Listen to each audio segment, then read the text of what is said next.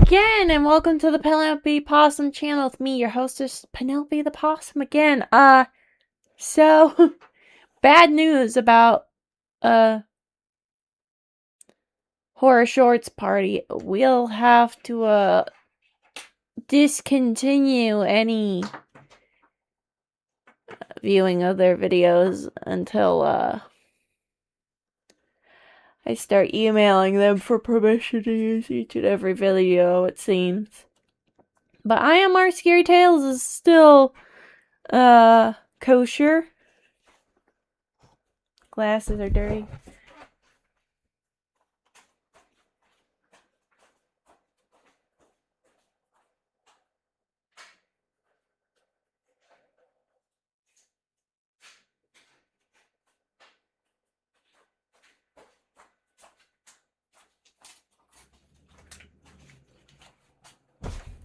Now, as I said before, or was trying to say before, I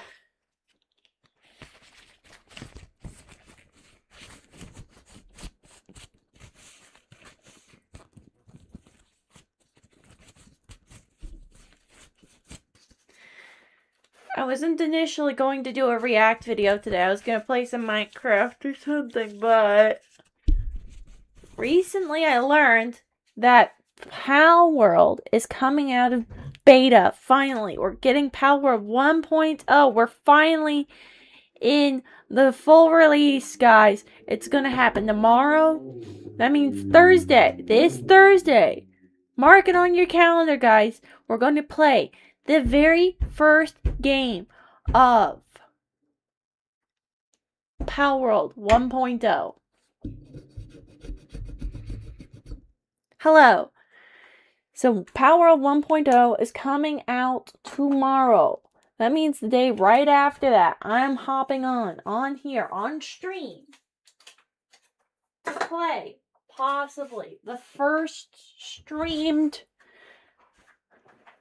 game of the official release of Palworld, with all the pals. Now, unfortunately, that does mean I'm gonna have to delete the save file.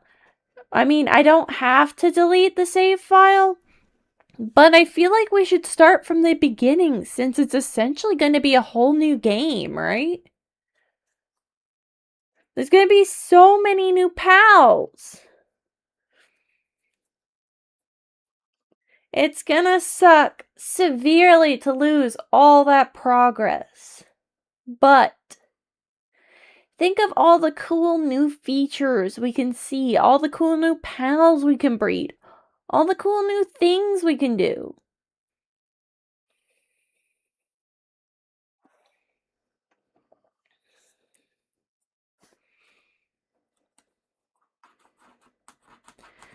But I think we might have to start all over.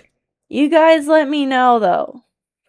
That's great, though? Yeah, it is. I'm so excited. I'm so hyped. Washington, and was in my junior.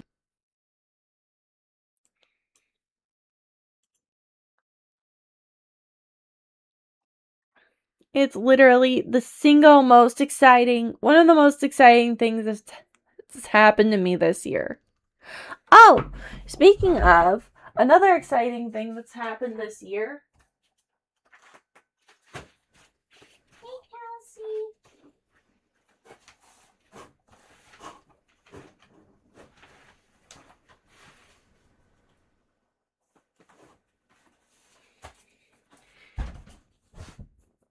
This is Calcifer. Say hi to the internet, Calcifer.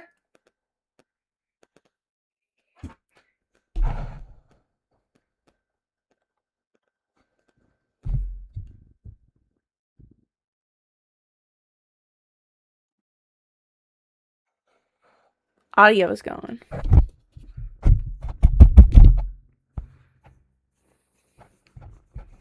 Never mind. All right.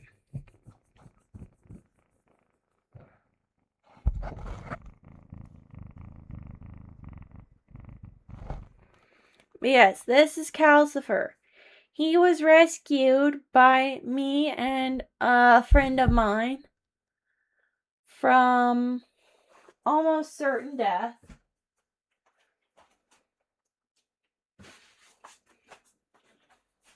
By dog. I hadn't shown him up until now, even though he's been in the house all this time, since like last Sunday, because he needed checkups and shots and all that.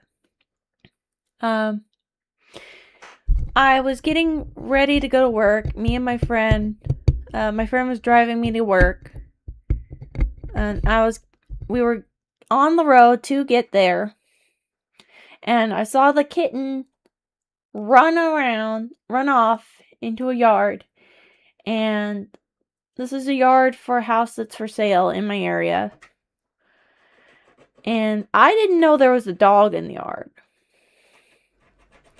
I just wanted to make sure the kitten was safe. And lo and behold, it was not safe at all. Year of high school. Our teacher...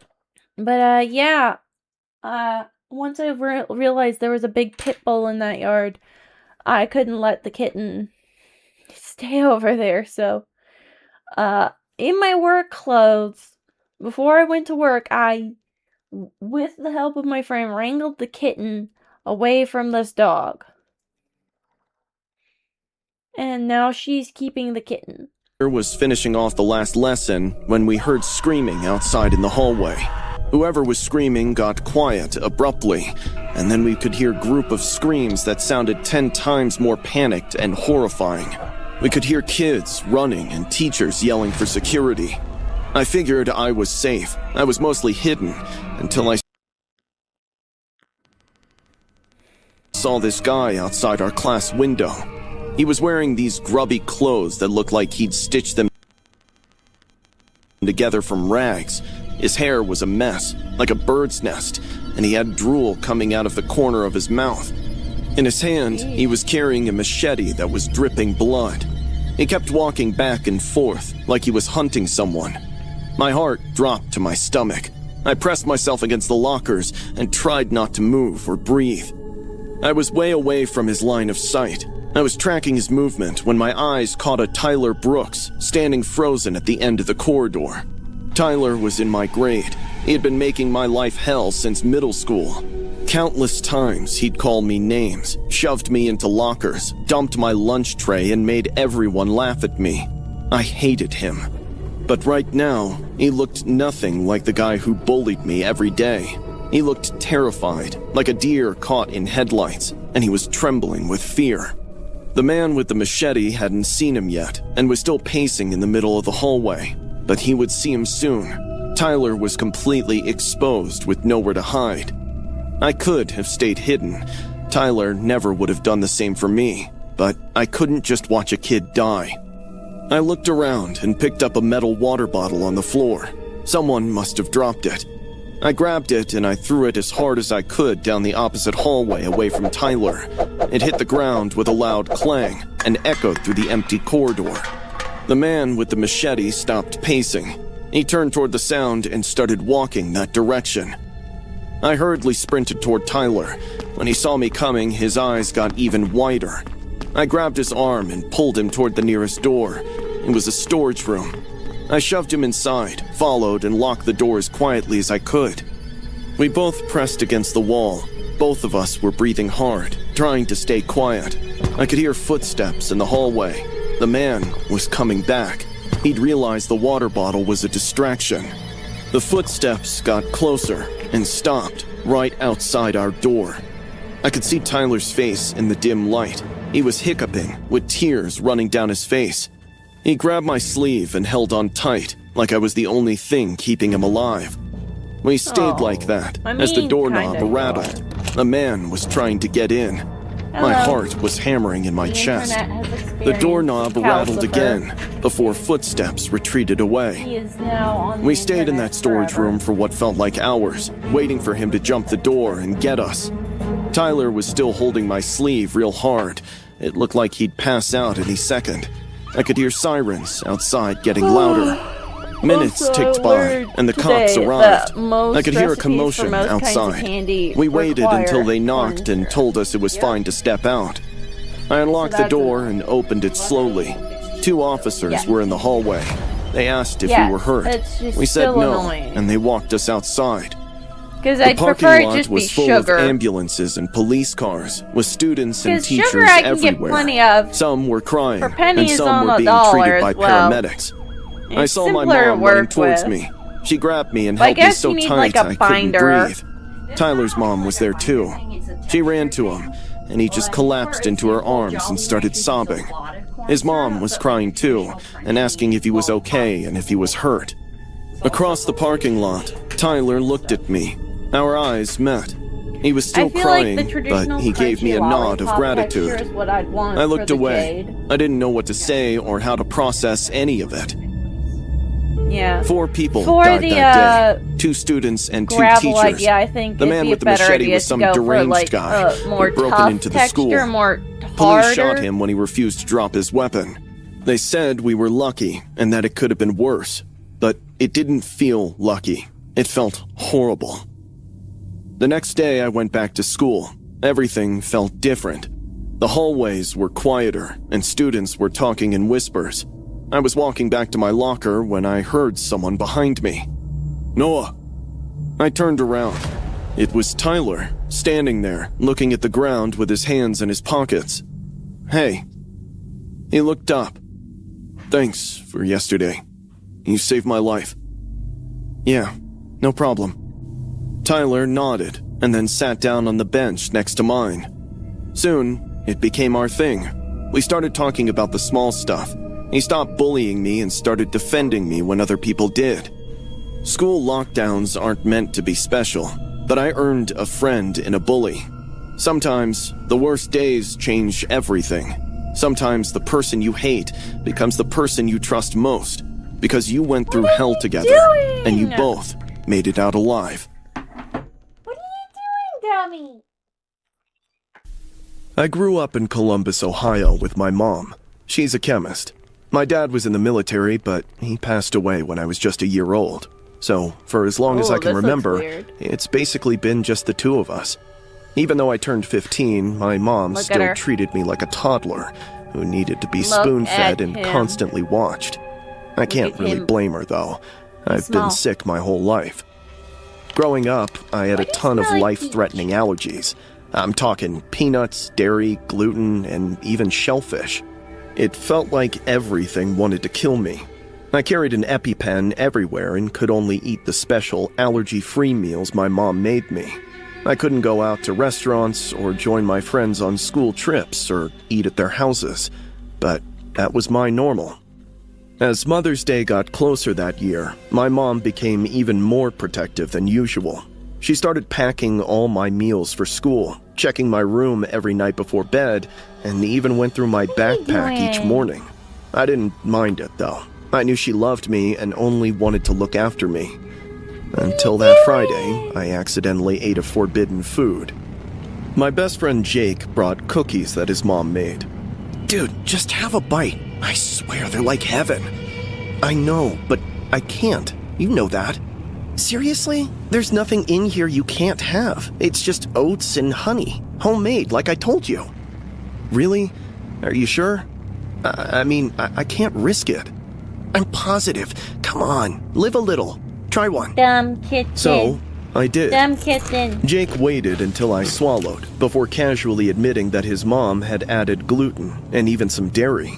I instantly started hyperventilating, bracing myself for my throat to close up and the hives to hit. But, surprisingly, nothing happened.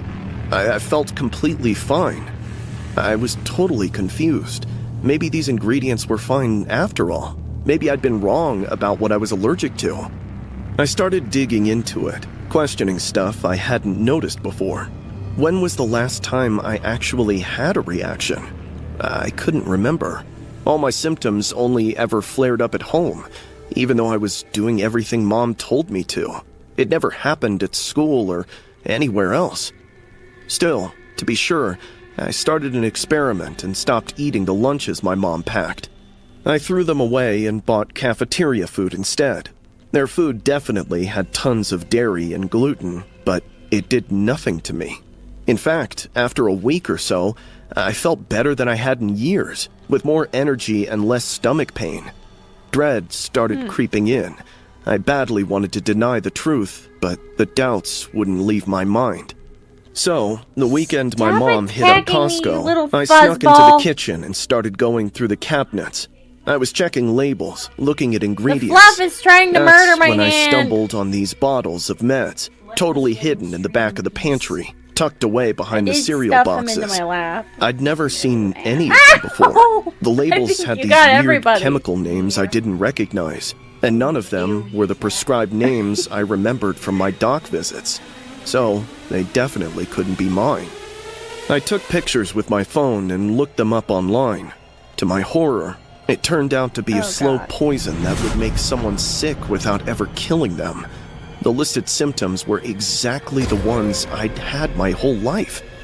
I couldn't the- believe what I was seeing this must and be felt like throwing up. Munchausen's by My own Prousey mom or had been something. doing this to me. But why? What kind of person even does that to their own kid? I put everything like back Savior exactly how I found it and kept complex. quiet. I wanted to sort my thoughts before I made a decision. I wanted to know the truth. It was Mother's Day. Mom made this huge breakfast with pancakes, eggs, and bacon. Every dish on the table was my favorite. She was beaming ear to ear as she slid a plate in front of me. Eat up, sweetheart. I made it special for you. I looked at her and then to the food. I'm not hungry. I pushed the tray away. Her smile faltered. Yeah. You have to eat. You need your strength. I said I'm not hungry. She stared at me, and the warmth drained from her eyes. In that instant, I knew she realized I'd uncovered her secret. My heart started pounding in my chest. You stopped eating my lunches. She snickered. I neither admitted nor denied. And you feel better. Yeah, I feel great, which actually makes me wonder what's been making me sick all along. I waited for her to snap, but her face remained totally calm. You weren't supposed to figure it out, Daniel. Why? Why did you do this to me? Because you were the safest when you needed me. You were growing up and wanting independence, and I couldn't let that happen. You needed to stay mine. You're all I've left. I stood up and started backing away from the table. You're insane! I'm So, your mother, it's... and you'll always be my little boy. I turned to get as far away from her as possible, but I could only climb is 3 that? steps before everything started spinning. My vision blurred, and my legs gave out. I fell to the floor and couldn't move or think. But my mess she gently... So that you use for days now. I tried to move Okay, safe with me. from when I was little. I had to move to Nashville because my older sister Emma had started college. Life experience. A friend of hers hooked me with girls to finally get to college. 19 when Jesus. I was Fucked 19 up. when we had to move to Nashville because my older sister Emma had started college, and Mom was completely over the pastures and wanted us girls to finally get some real-life experience. A friend of hers hooked me up with the 7-Eleven graveyard shift, which ended up being my first city job ever. Honestly, those hours kicked my butt every single night. Being up all night, alone in that massive store, was still something I was trying to get used to. It got so dead quiet some nights that I swear I'd be begging for a customer to walk in. It was Monday, about 1 in the morning, and the place was so dead quiet you could hear a pin drop. I was just leaning against the counter, messing around on my phone, when the door chime went off, and this guy walked in. I couldn't tell how old he was. The man wore a tattered hat paired with an old brown suit. He was also Yeesh. completely drenched from head to toe. Water was just pouring That's off his hair and his distinct clothes, making little puddles look. on the floor right where he was standing. I blinked. It hadn't rained that night. The weather was warm and dry, but this man looked like he'd just climbed out of a lake. I stared at him and tried to figure out where all the Maybe he water was did. coming from. He walked straight to the counter. Without even looking around or browsing, he pointed at the chewing gum packet. This one? I confirmed, holding up the pack. When he nodded, I rang up. That'll be $1.49. I said, my voice sounding a little too loud in the quiet store. He dropped a crumpled single on the counter and still didn't say a word. I felt a bit uneasy as I slowly picked it up. To my shock, it was totally dry. I stared at the bill, then at him, That looks like a waiting for an 50. explanation, but he only blinked and stared. I cleared my throat and nodded. Do you need anything else? He didn't respond and kept staring at me. His eyes were empty and cold and made my skin crawl. Suddenly, he turned and walked out, leaving wet footprints across the floor all the way to the door. I watched him through the window. He stood under a flickering streetlight just outside and stared at the pack of gum in his hand. Sir, you forgot your change. He didn't react or turn around. He only kept staring at the gum. Something told me to stay inside and just to let him be, but I felt bad about the change, thinking maybe it was all he had. So I walked outside. Sir! Light, staring at a single piece of gum and shoved the whole mess into his mouth. I stopped dead in my tracks. My heart started hammering. The freak? I watched him slowly chew for a second before he started going faster and more violently until he started gagging and choking. Tears welled up in his eyes and his mouth was spit. You could literally see the shape of the gum packet stuck in his throat, completely blocking his windpipe. He was choked, looked right at me and grinned. My whole body started shaking as I watched him. He opened his mouth wide, pushed his fingers down his throat, and started to try and pull the packet out. Blood gushed everywhere, down his chin and his shirt and pooling on the ground. He was making these What wet the gurgling hell? sounds, yet wouldn't stop trying to pull it out, or smiling. I opened my mouth to scream, but couldn't.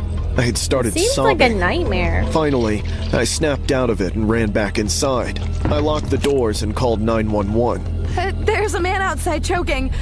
He's bleeding. Please hurry.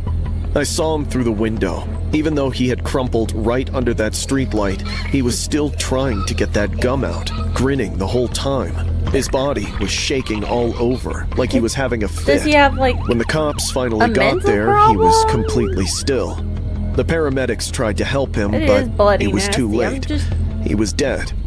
what the fuck? They pulled the gum packet out of his throat, and he was covered in blood.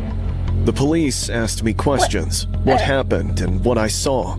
I told them everything I could. They exchanged looks and said he was probably a hobo on drugs, that I shouldn't blame myself when there was nothing I could have done. But I can't shake the image of his smile and how he looked right at me while all that blood was pouring out. He didn't look like he was high. He was totally calm, like he was doing exactly what he wanted. And I can't forget the water either. Where the hell did it all come from? They never figured it out or found a source. I quit that job 2 weeks later. I told Mom I couldn't do it. I couldn't be alone in that store at night or stand near that streetlight or sell gum without seeing his face. She understood and helped me find a job at a library not far from our home. I'm starting my post-graduation this year, but I still can't be alone after dark or handle the quiet or stop thinking about it. And I keep wondering if he came there on purpose, and if he knew what he was going to do, and if he chose me to witness it. And I'll never know why.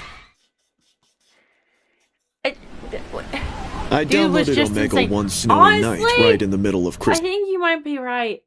I think that might just be the only logical or close to logical explanation we can get for that. Is that the dude was just a freaking psycho.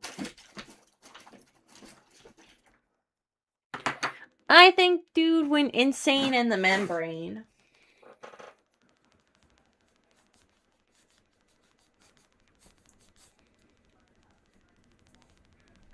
Christmas break.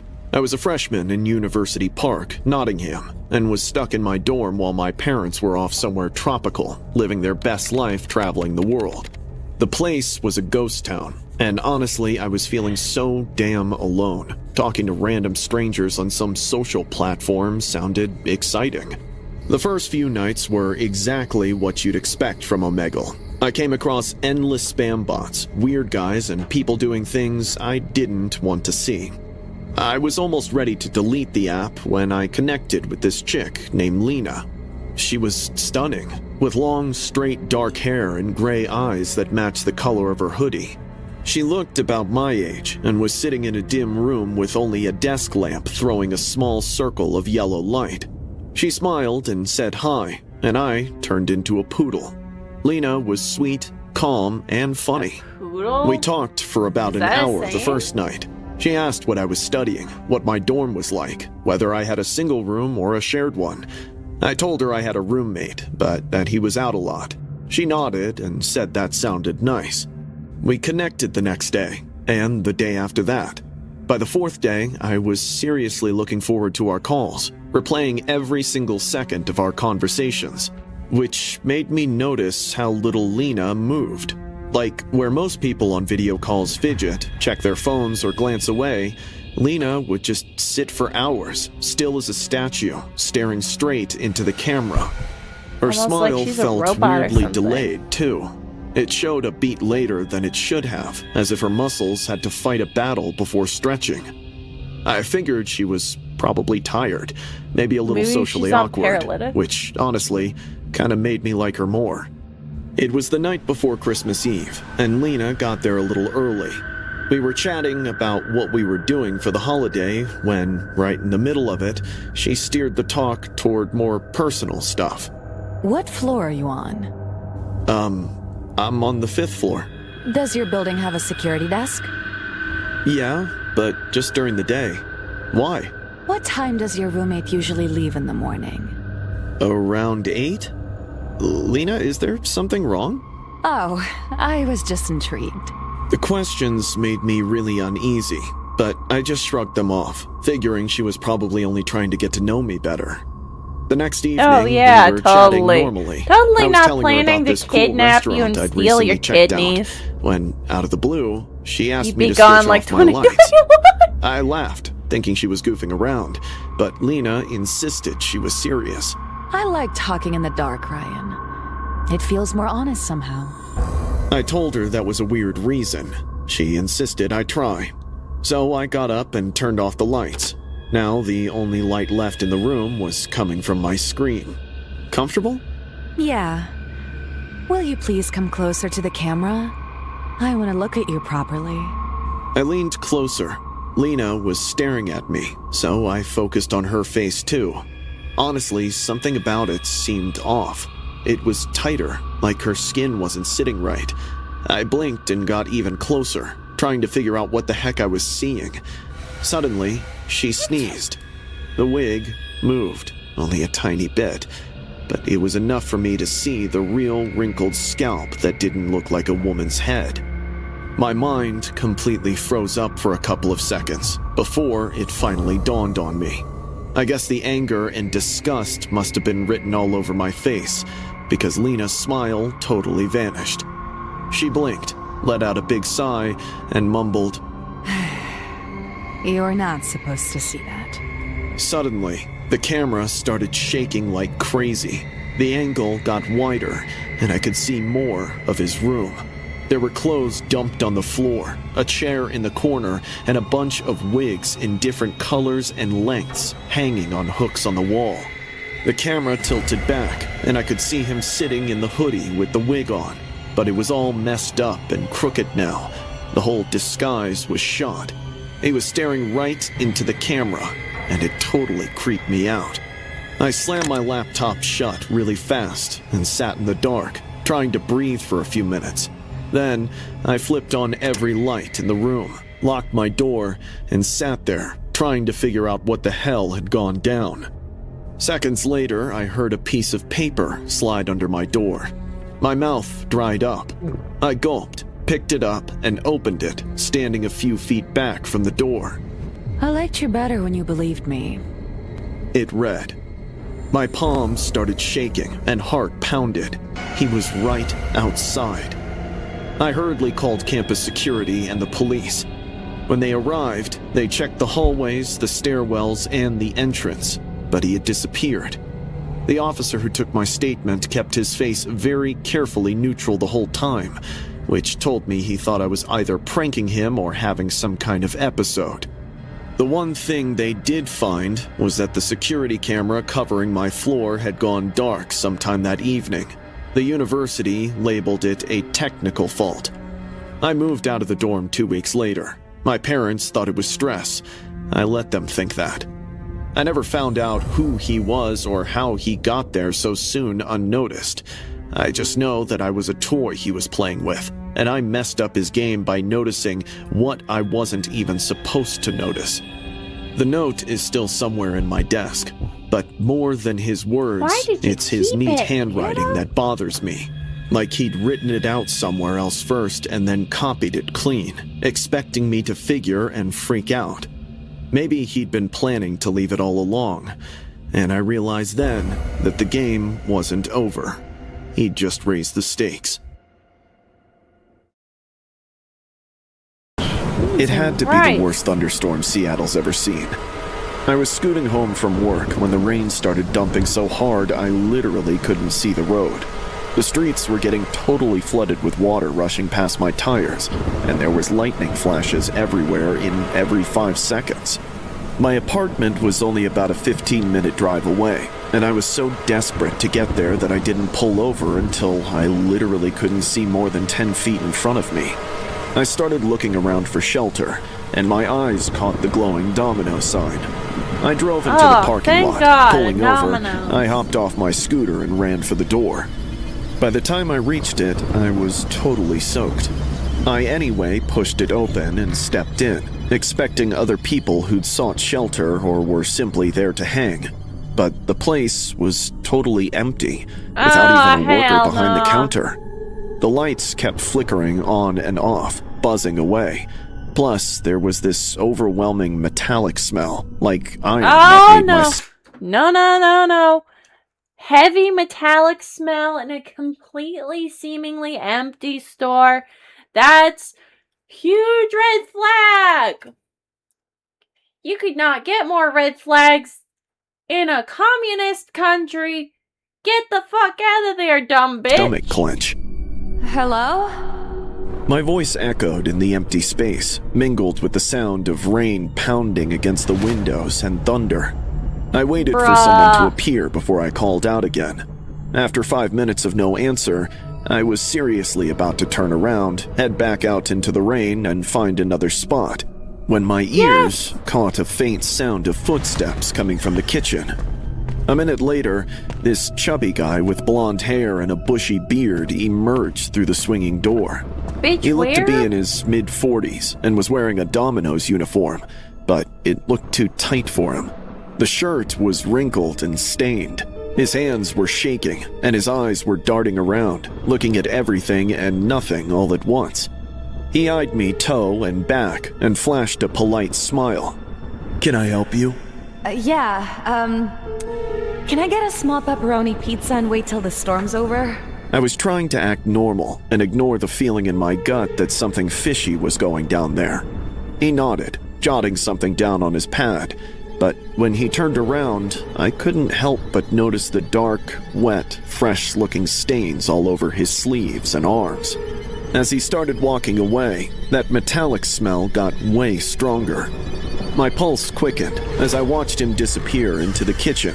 Sounds of metal scraping and water running filled the air, but I honestly couldn't move.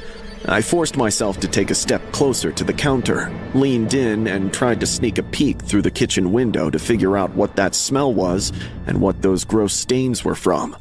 What caught my eye nearly knocked my breath away. On the prep table were butchered remains of a human. I could tell immediately because it was unmistakably a severed hand with fingers still intact. Strips of flesh were laid out on cutting boards. Blood was pooling across the steel surface and running into the drains. The smell hit me full force. I gagged and stumbled back, covering my mouth with my palms. I was really trying to be quiet, but wasn't enough, because the man turned and grinned, holding eye contact. He held out the cutter, covered in flesh and fresh blood, and didn't say anything. My heart started hammering in my chest. I slowly started backing away. I had to improvise. Orders can't stop, he said, like it made any sense at all. My mind was racing. I needed to get out, but I couldn't show panic or let him know I understood what I was seeing. I forced a shaky smile. I just remembered. I forgot my wallet on my scooter. I'll be right back. I started backing toward the door slowly. He watched me, but he didn't move. He kept holding the bloody cutter out. Oh, you sure? His head tilted slightly, like he was analyzing me and trying to decide whether I was worth the trouble or not. Yeah, just 1 second. I nodded frantically and kept backing up. My hand reached behind me and found the door handle. He hesitated for a second before I yanked the door open and sprinted into the rain. He was chasing me with footsteps pounding. I got to my scooter and fumbled with my keys. My hands were shaking. He grabbed my arm and the blade grazed my skin. I screamed and pulled away. I slipped on the rainwater and fell, but scrambled right back up, got on my scooter, and turned the key. The engine sputtered. Come on. I mumbled, tapping my foot impatiently. He was reaching for me with the cutter raised. The engine roared. I twisted the throttle and shot forward. He stumbled back. I looked in the mirror. He was standing in the doorway, watching me disappear into the storm. I drove straight to the police station and ran inside, soaking wet, with blood running down my arm and shaking. They wrapped me in a blanket, sat me down and asked what happened. I tried to explain, but the words wouldn't come out right. I kept seeing that hand and those strips of flesh and the blood. Hours later, I was still there and wrapped in a blanket, shaking. They'd sent officers to check. I kept repeating the same thing with my voice breaking. They were serving people as pizza. The officers came back, looking annoyed. They said they had looked around the whole premises and found it bolted. The store was closed hours ago due to the storm. They found a slight amount of blood on the floor, likely from the cook who cut himself while cooking, and the kitchen was messy, but the meat they found on the prep table was all pork. They sent me home, thinking the storm had knocked my senses, but I knew what I encountered and escaped. I stopped eating pizza after that night. I can't even look at a Domino's without feeling sick. Where and do I smelling find that this stuff? Well, usually I'll look around on the internet for, like, whatever seems interesting. This particular channel is called IMR Scary Tales. For the funny videos, I literally just type in funny video 1 hour or whatever.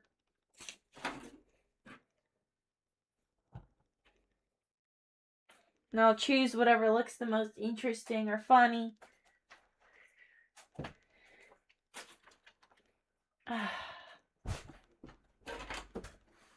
Alex smell. His face still lingers in my vision, and when I close my eyes, I still hear his voice asking me to place my order.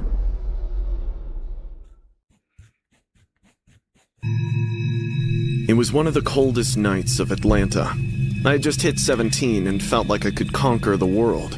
So when my buddies dared me to break into this rundown house and film myself wandering around for 10 minutes, I was like, bet, without even thinking twice. They said it would be easy because nobody had lived there for years. I thought it would be a quick thrill, and I'd later post it online and get views. The house was on the edge of town, in a rundown neighborhood with an overgrown yard. Hey guys, you remember, that video series we did with the Rolling Giant?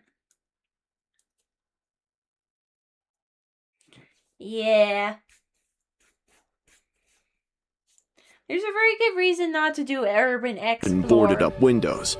It looked properly abandoned, like nobody had been there in years. I went around to the back and found a window with broken glass and climbed through. My phone was already recording. I needed 10 minutes of footage to prove I'd done it. The moment I stepped inside, I regretted it.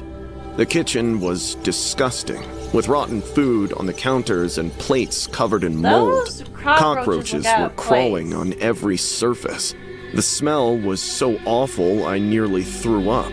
It felt like something had died in there, but I'd already started and had to finish the challenge. I moved through the kitchen into a hallway and found a downstairs bedroom.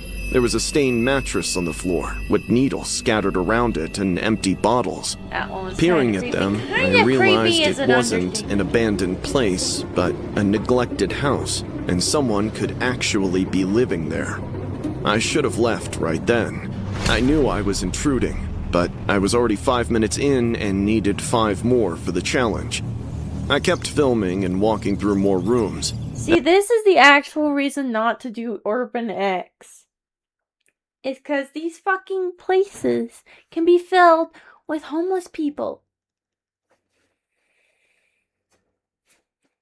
Or drug addicts. Or violent criminals hiding from the law. Or snakes. Or spiders. Everything was filthy with trash everywhere, and water damage on the Or be walls and mold structurally growing in the unsafe. corners. I made my way Have up the stairs asbestos. as they creaked like crazy under me, almost giving way. Once I got to the top, there was a hallway with 3 closed doors. I walked toward the last one, probably the master bedroom. All of a sudden, I heard a woman screaming, totally pissed off from inside the room. You ruined my submission! That was for the design competition! I told you 100 times not to touch my desk while I was out! Oh, come on! It was just a little spilled coffee, and I tried to wipe it. Stop being so dramatic. A man's voice roared back, laced with aggression. You always gotta make a big deal out of everything. It's not like I did it on purpose. My stomach dropped. Someone was definitely in there. Then, out of nowhere, I heard a super loud smack. The woman cried out in pain and started bawling. My first thought was that it was a homeless couple living in the abandoned house and having a domestic dispute. I should have run and gotten out, but How do you have a domestic dispute? This guy is a nutsack. All that for a stupid bet.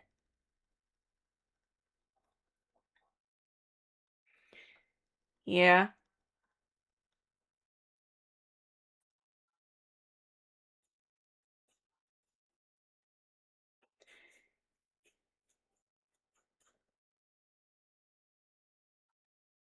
This guy's a wet match in a dark cave.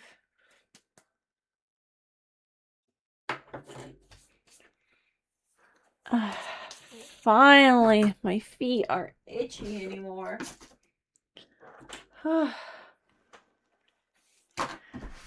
But yeah, how do you have a domestic dispute when you don't have a domicile? Is that still a domestic dispute if you don't have a domicile? How is that categorized? some stupid part of me thought this would make my video even better. So, I crept closer to the door with my phone still recording. It was slightly ajar, and I peeked inside. What I saw made my heart stop. The guy was just standing there in front of the mirror, wearing only his boxers. His face was a mess, caked with thick, smudged makeup. He was arguing with his reflection, switching between a deep man's voice and a woman's voice. The woman's voice would scream something, and then the guy's voice would scream right back. He was having a full-blown argument with himself in the mirror. As I raised my phone to get a decent shot, he suddenly shut up. I froze. I didn't move or breathe as I watched him stiffen as well. After a second, he slowly turned his head and looked right at me. Our eyes locked. This is why For a Urban split X second, is a stupid neither of us fucking moved. idea. These places that you're exploring could be completely dangerous, full of crazy people, spiders, snakes, bugs, unknown diseases, unsafe structure, shoddy building materials, God knows what. Then, he opened his mouth and let out this horrible animal howl. He started laughing like a maniac while pulling out his own hair and hitting himself in the face over and over. I turned and sprinted out of the hallway and down the stairs. I could hear him behind me, running and laughing and screaming. His footsteps pounded down the stairs. All this for some I got to the internet kitchen, points. jumped through the broken window. I landed in the backyard. I kept running without looking back until I got to my car. I hurriedly got in and locked the doors.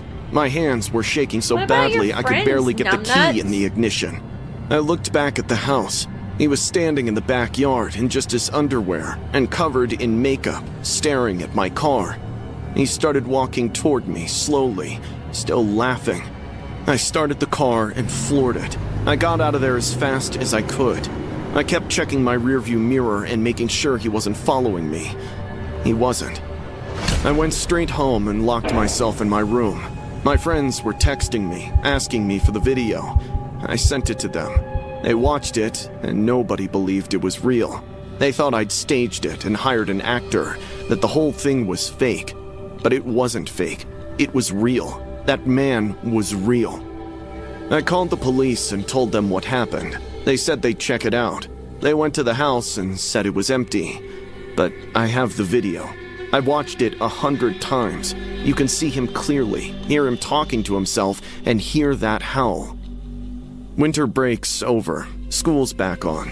But I'm driving a whole different way, making sure I don't go anywhere near that house. I even nuked all my social media and quit doing all those dumb challenges.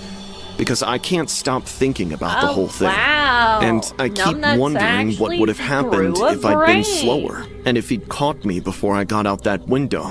What would he have done? Wow, the brainless wonder actually grew a brain cell. That's great. I'm super glad. I'll never know. Who knows? At He 25, I mentally was stuck in infirm. this He could've done soul-sucking anything. 9-to-5 Could've done corporate job nothing. in Miami, and playing paddle every weekend at the local court near my apartment was the only thing I looked forward to. I usually went with my friend Sarah. We'd been playing together for months now, and she had rarely ditched me. That Saturday, when I got to the courts, most people had already left. The parking lot was almost empty, with everyone clearing out because of the weather. The why is usual the- Miami humidity made worse by the Why threat is of rain. the text moving The around court like surface that? still glistened from last night's shower, and the only sound was the soft thud of a distant ball. I texted Sarah to see if she was still coming. She called me back right away and said she couldn't make it. She wasn't feeling well. I was already there, so I figured I'd just hit some balls against the wall for a bit and practice my serve. Then I'll head home before the rain starts. I was headed toward the courts when this really tall, good-looking guy came up to me. He had to be 6'5". Hey, you looking for a partner? I was supposed to meet someone, but they bailed. Hold on, that He doesn't smiled. look right. I didn't know the guy, but the courts were public and there were other people around. Plus, a few cars were still in the lot. Sure. Just one match, though. It looks like it's going to rain. Perfect. He told me his name was John, and he was a banking professional. We started chatting as we began the game. He cracked a few jokes, and I loosened up a little bit. About 10 minutes into the game, his phone started blowing up. He just let it ring and kept playing, but it kept going over and over. Finally, he had to stop and pull it out. He flashed me an apologetic smile as he glanced at the screen. He blinked and shoved it back into his pocket. Sorry about that. My ex won't stop calling. No problem. We kept playing, but his Yeah, phone that's- was ringing constantly. He just kept ignoring it. After a little while, he started looking really frustrated and tense. His shots got way harder and more aggressive. It started giving me the creeps, like the way he moved and how he looked at me between points. It was too intense. I decided I was done. Hey, I think I'm going to head out. Looks like the rain's starting. It wasn't raining yet, but I needed an excuse. He stopped mid-serve and looked at me. You can't leave in the middle of a game, he snapped. We're not really keeping score. I just need to go. You can't leave, he snarled and rushed towards me. Bitch. He covered the whole court in a couple of steps. Up close, he was even taller than I'd pictured, seriously towering over me. My eyes fell on a deep, perfect circle of a scar around his neck, like someone had tried to choke him with a wire or a thin rope. His eyes were huge for his face, and they were locked on me with this really unsettling, intense stare. Yeah, John, something tells me I that's need you not to his step face. back. I was trying to sound firm. He grinned but didn't move. I needed to get far away from him. I turned to leave. Suddenly, he grabbed my hair. My heart started pounding. I looked around and realized we were the only... So I did the only thing I could think of. I turned around and slapped him across the face as hard as I could. Everything went still. His smile disappeared. How easily he would crush me. Others. He growled, and before I could even blink, he just snapped. A bit long. After about, he walked wide. I sat there for I don't know how long, crying and trying to breathe through the pain. My toe was broken, I could tell. Shit. Finally, I managed to stand and limp to my car and drove myself to urgent care. The drive to urgent care was a blur of panic and pain. My phone buzzed with messages from Sarah, but I couldn't bring myself to answer. I was alone, more than I'd ever forward. been. Yeah, I'm sorry. They confirmed the injury, asked how it happened. I told them someone stepped on it and didn't mention the rest. I didn't want to explain. I never went back to those courts or played paddle again. Every time I think about going, I see his face and the scar around his neck. I see his hand really feel raised like in he front of just me. My mind skinned floods someone's with a head hell of a and lot of questions. Flipped their At one face point, over his I face. reported it to the police and gave them a description. They said they'd look into it, but they never found him, and said there was no security cameras at the courts and no way to identify him. They suggested I get a restraining order, but you can't get one against someone you can't identify. The incident really shook my soul. I have stopped going out alone, talking to strangers or trusting friendly smiles, because I learned something that day. Some people aren't what they seem. Some people are just waiting for the right moment to show you who they really are. And by the time you realize it, it's too late. Sometimes, in my dreams, I still hear his voice. I'll see you around. And I wake up with my heart pounding, convinced he's just outside my door. Weird. It was a Tuesday night in late November. I wonder what I had his school the next day, malfunction but I was. was nowhere close to tired. My parents had gone to bed early, the house was quiet, and I ended up on Omegle out of pure boredom. I'd used it before, Oh, so no, I knew how not it usually again. goes. It was mostly trolls and guys playing patty cake with themselves. I kept skipping, searching for someone interesting enough to intrigue me. I cycled through maybe a dozen people before I landed on the guy who looked about my age. He was sitting in a dim room. I couldn't make out much. The glow of his monitor lit his face. He was wearing a black hoodie, and there was a blank wall behind him. He looked like any quiet, forgettable guy you'd pass in a parking lot.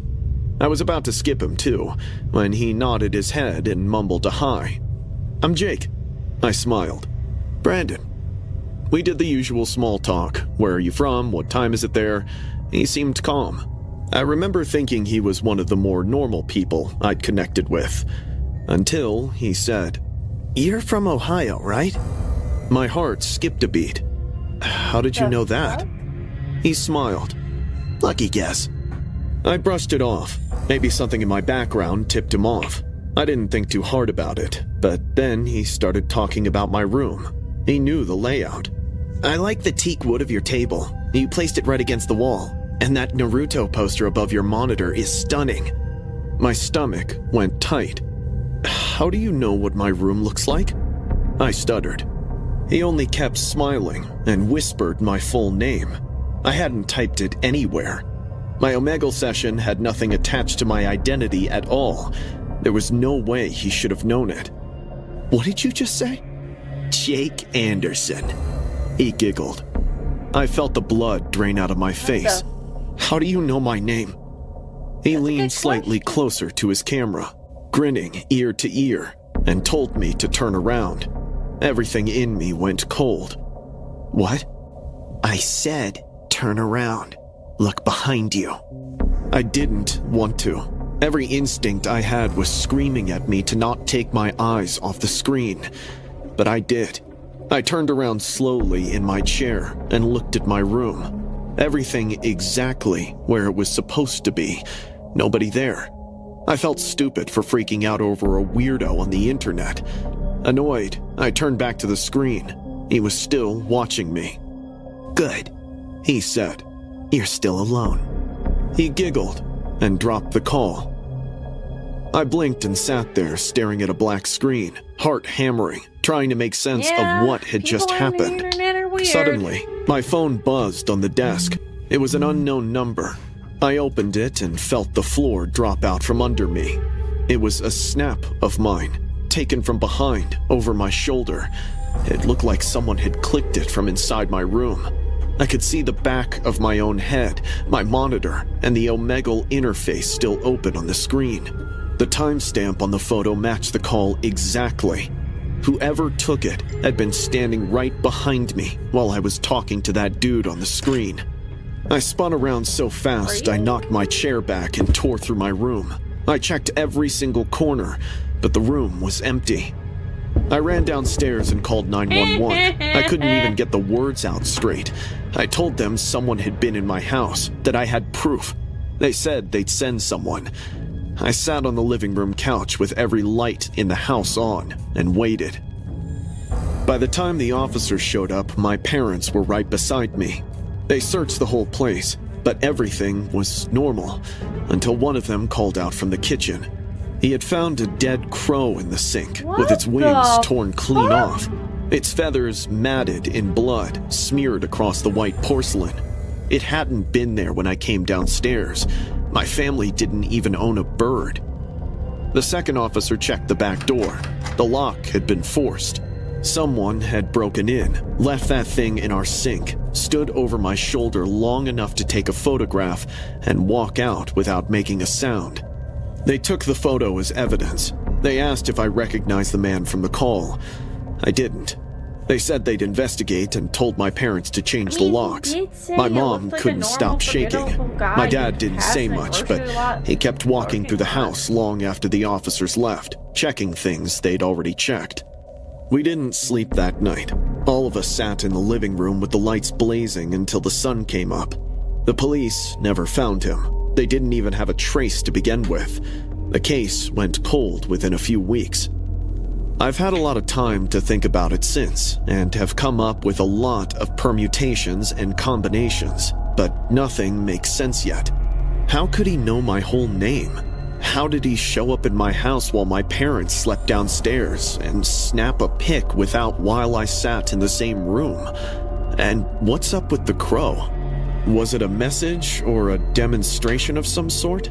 Maybe he wanted me to know that he could get to me whenever he decided to. That my locks, my sleeping parents, and my sense of being safe in my own room meant absolutely nothing to him. It has been years. I stopped using Omegle the same night.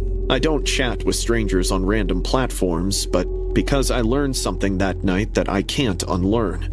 Sometimes the stranger on the other side of the screen isn't on the other side at all, and by the time you find out, they're already close enough to take a picture. I've lived in Gary, Indiana with my buddy Hugo, who has been friends with me since high school. He'd been after me for weeks to go out and have some fun. In case you're ever in doubt of what kind of freaks live on the internet, there's a whole website dedicated to the sale and manufacturing of feet pictures. No joke, no meme. It's a subscription-based service where women and men, I assume men and women, send in pictures of their feet and they get paid for the pictures of their feet. If you've ever heard of OnlyFans, it's like that, but you only sell feet pictures. And there's also a Wikipedia page called WikiFeet. There's a Wikipedia-esque thing called WikiFeet where you can look up famous people's feet.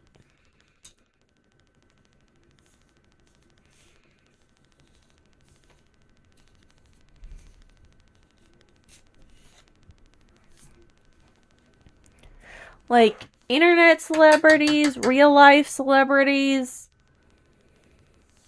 You can find pictures of anybody's feet online, except for mine. Yeah, freaking weirdos.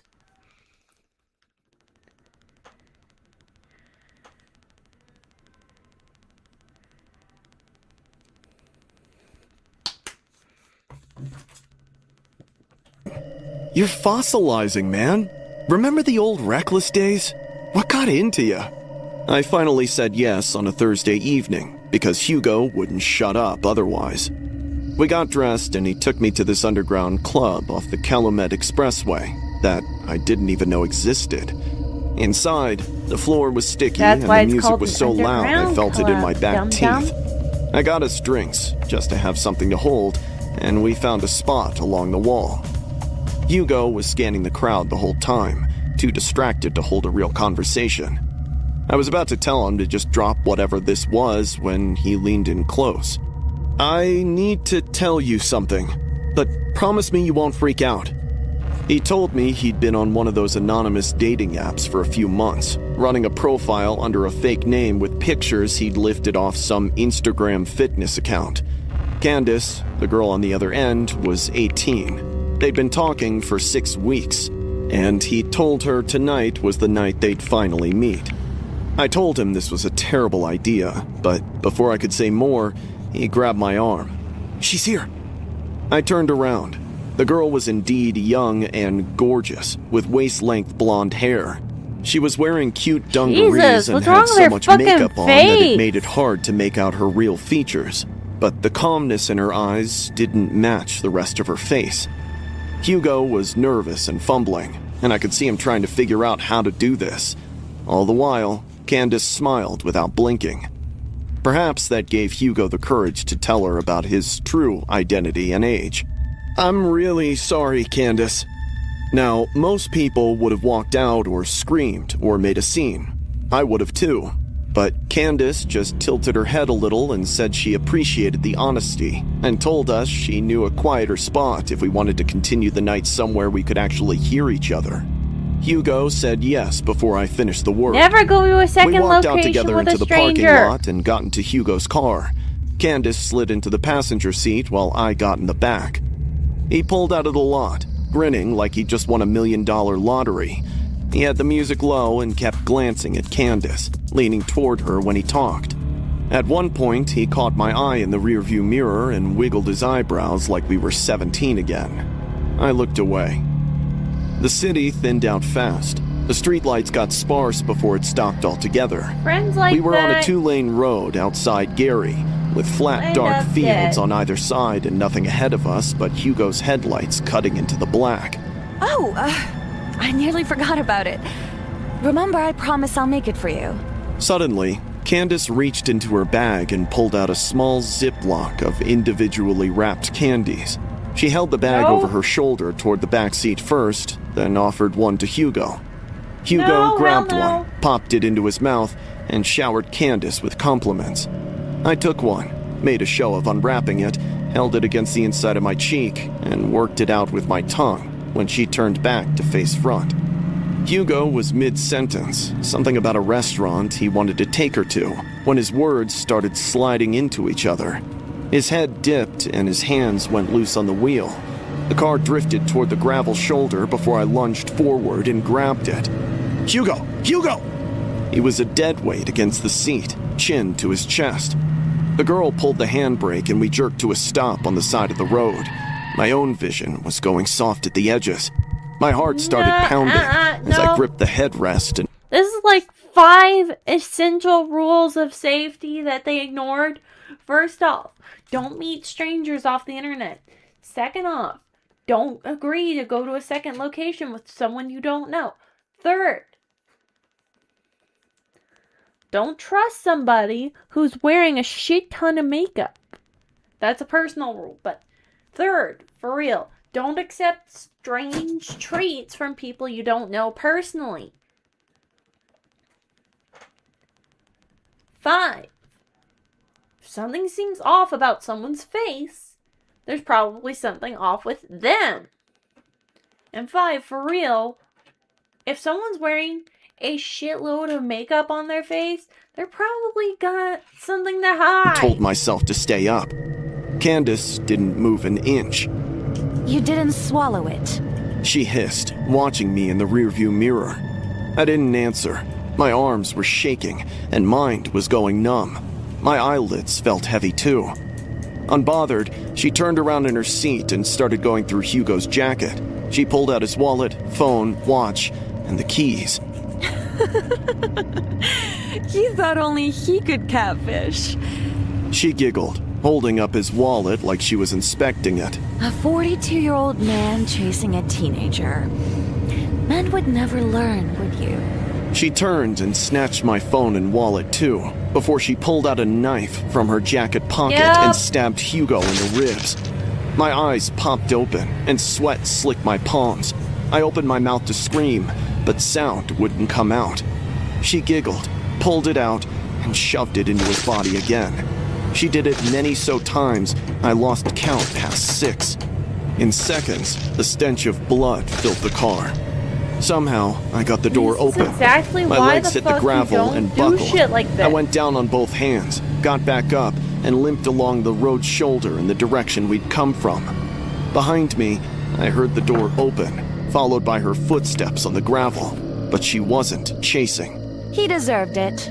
She called out. You probably know that. Then the engine turned over, and Hugo's car drove past me into the dark. I walked for close to 20 minutes before a truck slowed down for me. I was shaking so badly the driver thought I'd been in an accident. I couldn't explain what had actually happened. I just asked him to call 911. Hugo was still in the car when the police found it 2 miles up the road. He had lost too much blood to make it. They never found Candace. The dating profiles she'd matched with Hugo on had been deleted before the police even pulled the records. I was 31 and had almost 10 years of experience delivering stuff.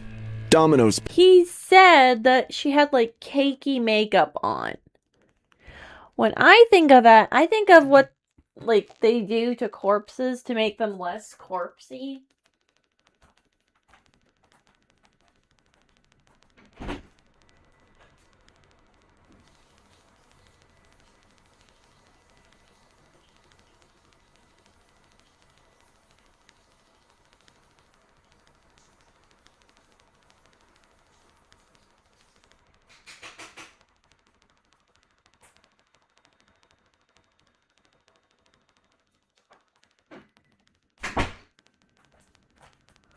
Also, she said he wasn't the only one that could catfish.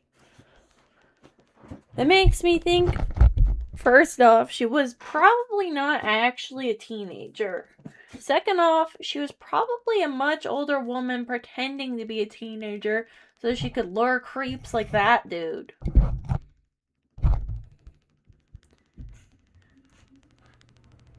Like, technically speaking, there's nothing legally wrong with a 40-year-old dude going after an 18-year-old girl. But morally speaking, it's kind of questionable, because that's like a huge amount of age Pizza difference. was part of that. I'll admit it. Like, they're It ain't the both best adults. job out there, but it helped me Let keep love staying bloom in Sacramento wherever it instead of may, moving to my but- countryside house, where I'd be stuck cleaning horse manure for pocket change and wondering how to keep the lights on. It was just a regular Thursday evening, and the weather was getting a little rough outside. I was so ready to clock out, head home, and grab a beer when a last-minute order suddenly popped up on the screen. They wanted a simple cheese pizza, Coke, and some fries, and lived about a 10-minute drive away. I thought about just ignoring it and going home, but then I remembered the tip, so I ended up grabbing the order and getting in my car. Outside, it had just started drizzling. I turned on some music and kept driving till the GPS announced my arrival. It was a standard 2-story house in the suburbs. The lights were on and there was a car in the driveway.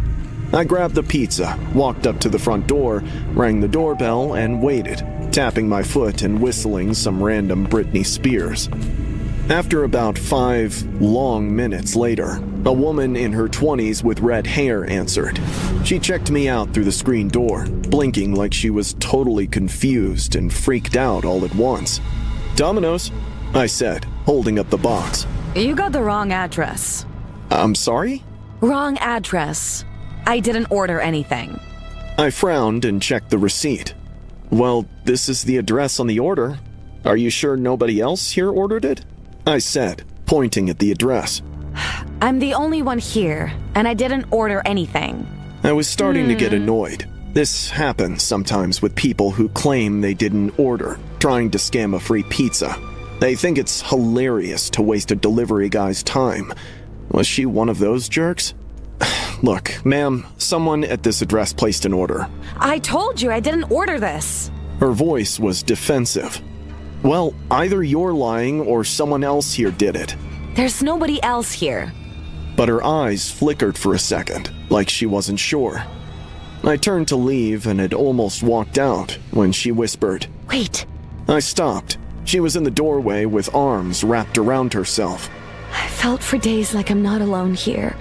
Like someone's watching me. I hear footsteps upstairs, but when I go up, there's nobody. She looked at me with desperate eyes. Can you check? Please? Just look Absolutely upstairs. not. Nope. Every Call alarm the went cops, off. lady. This felt like a setup in one of those documentaries. "Ma'am, if you think someone's in your house, call 911, not a pizza guy." Please? I just need someone to look. "Well, then call the police. I'm not going in there," I said, turned around, got into my car, and started the engine. Oh, smart. I still had this super eerie feeling. Did she seriously fucking need idiot. help? Was I being a total selfish jerk? I glanced in my rearview mirror and caught a faint shadow. I immediately snapped my head back, and sure enough, a figure was standing absolutely still in the upstairs window, peering at the street. My stomach dropped, and my palms turned sweaty. She said she was alone, but someone was upstairs and watching us. I grabbed my phone and called 911. Oh, "Hey, thank God. He's my not name's an idiot. Simon, a Domino's delivery driver. Look, this woman says she's alone, but someone's in the upstairs window. I think someone broke in." I gave them the address.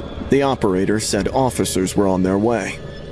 The woman was still in the doorway. I wanted to warn her, but the figure was still there. I didn't want her to panic and end up hurt. So I stayed in my car with the engine running and waiting. Sirens came minutes later. 2 patrol cars pulled over. Officers got out, and I explained what I'd seen. They approached the house and went inside. After 20 minutes, they came back out. One officer walked to my car. "You can go. We've got it from here." Is she okay?" He didn't answer right away. "We'll be in touch if we need a statement."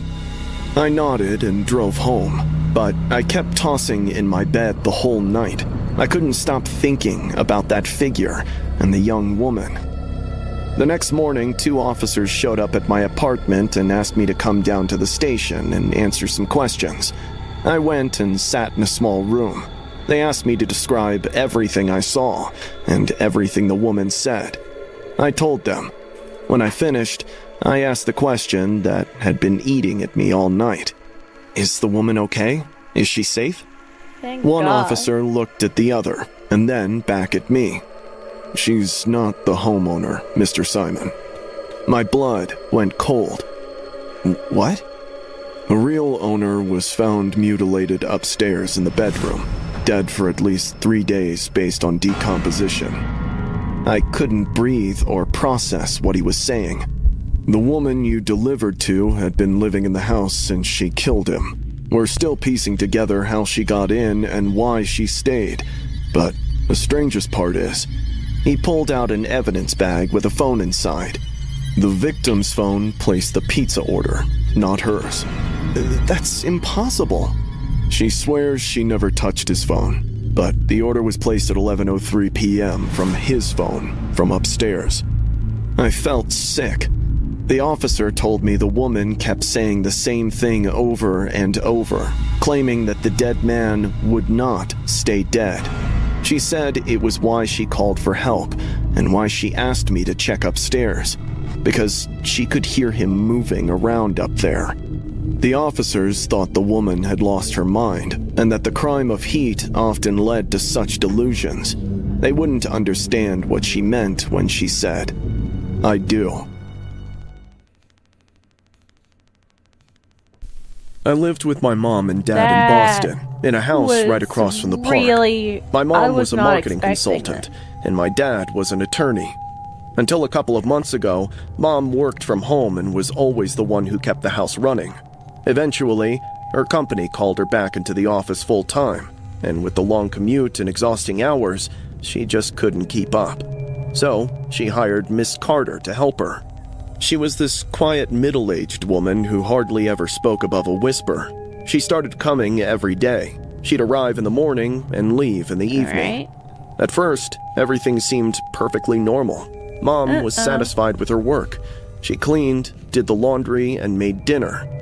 All of a sudden, she started acting weird towards me. She'd cook exclusive meals for me and made special things she said were my favorites, even though I'd never told her what I liked. She'd rearrange my room without asking, move my stuff around, and change where things were. When I told my mom about it, she said Miss Carter was just trying to be helpful and that I should appreciate it. But it didn't feel helpful. It felt invasive. My folks' deaf ears made Miss Carter even more smug. She started correcting my manners at the dinner table, telling me how to sit and how to hold my fork, like she was my parent. When I objected, she said, "Your mother doesn't understand you like I do." It made my skin crawl. I started paying more attention and noticed the small accidents that had become all too frequent. My mom once slipped in the kitchen and said the floor was wet, even though Miss Carter had just mopped and it should have been dry. A few days later, she got really sick with food poisoning and was in bed for 2 days, throwing up, and she couldn't eat anything. Miss Carter brought her soup and tea and took care of her, but it was Miss Carter who had been the one to cook dinner that night my mom got sick. 3 days later, my mom almost fell from the second-floor balcony while having her morning coffee. She was leaning against the railing, and it gave way and broke.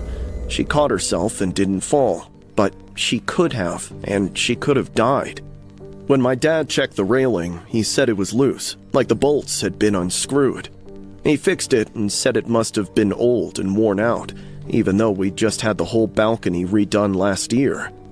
I started putting it together.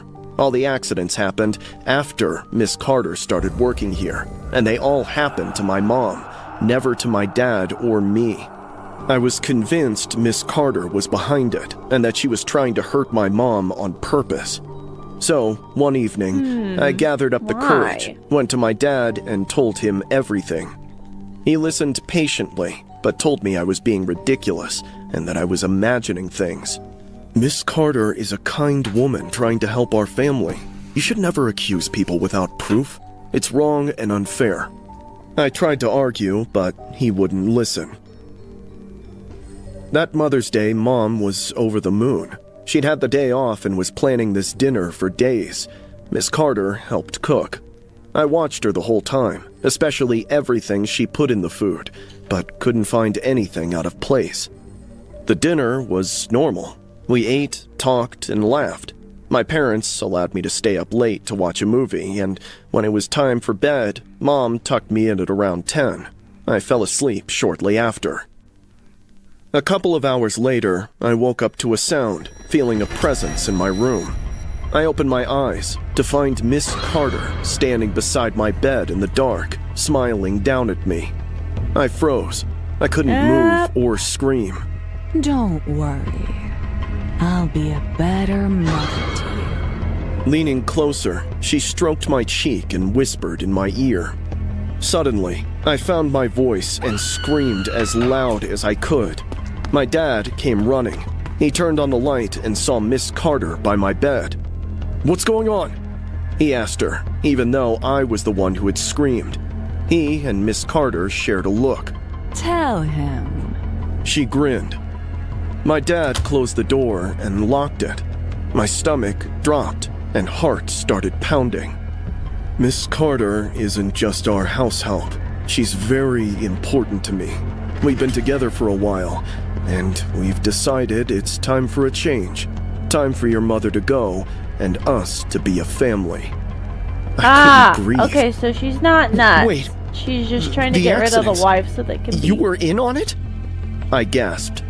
We were trying to make it look natural, but your mother kept surviving. We're done waiting.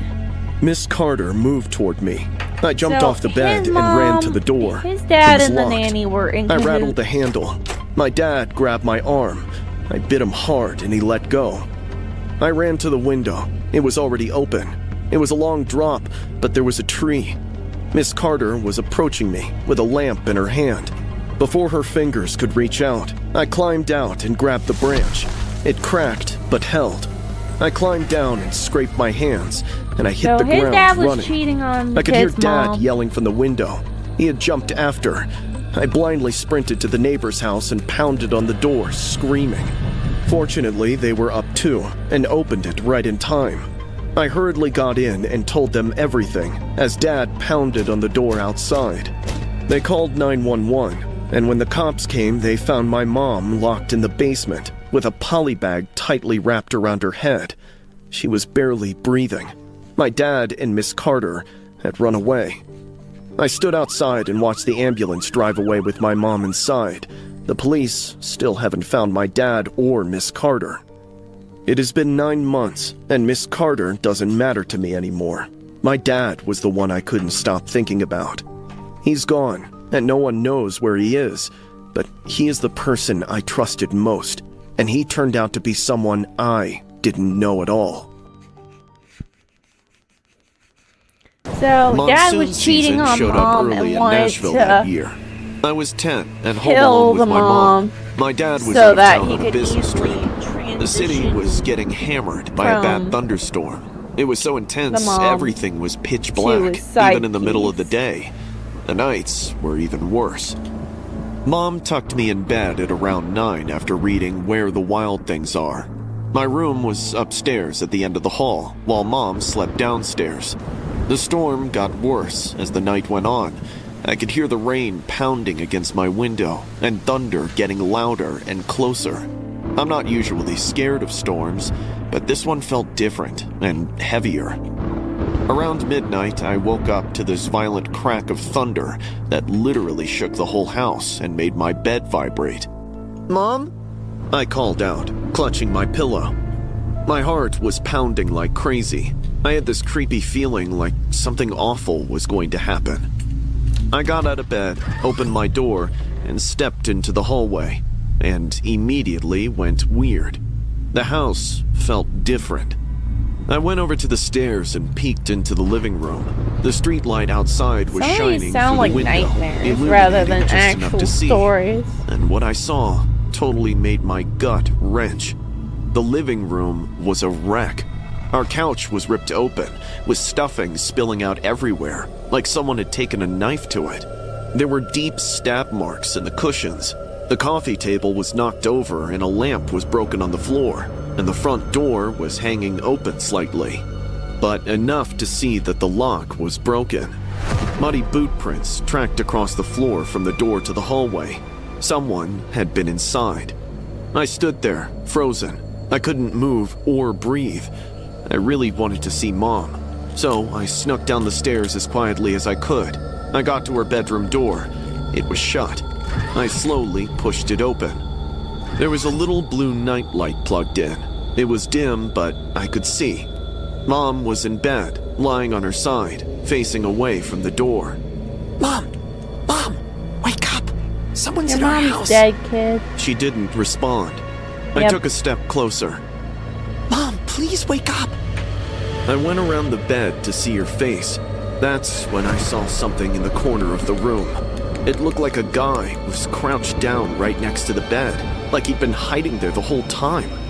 As soon as I saw him, he slowly stood up and unfolded from the darkness. He was tall and thin, and he stared at me. My breathing picked up, and my heart raced. My brain had gone numb, and I didn't know what I should do. I waited for him to come screaming at me or my mom to get up, but neither made a move. Suddenly, a wet choking sound echoed through the silence. I flinched and turned back to my mom. Her body jerked a little as blood bubbled out of her mouth. "Mom!" I screamed. I ran to the light switch and slammed it on. The room exploded into bright light, and I saw everything. A knife was buried deep in her stomach.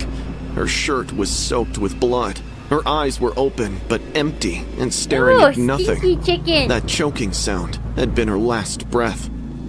I looked back at the corner. The man was still Oh my there God, and staring. stinky. Before he could Stinky even kitten. take a step forward, I screamed and bolted out of the room and out the front door into the street, screaming for Stinky, help. Oh my goodness. A neighbor so heard me stinky. and called 911. I don't remember much after that. Everything went black. I woke up in a hospital bed. There were police officers in my room asking me questions. What happened? What did I Oh see? my God, I told so them stinky. everything I remembered. They wrote it all down and asked me to describe the man.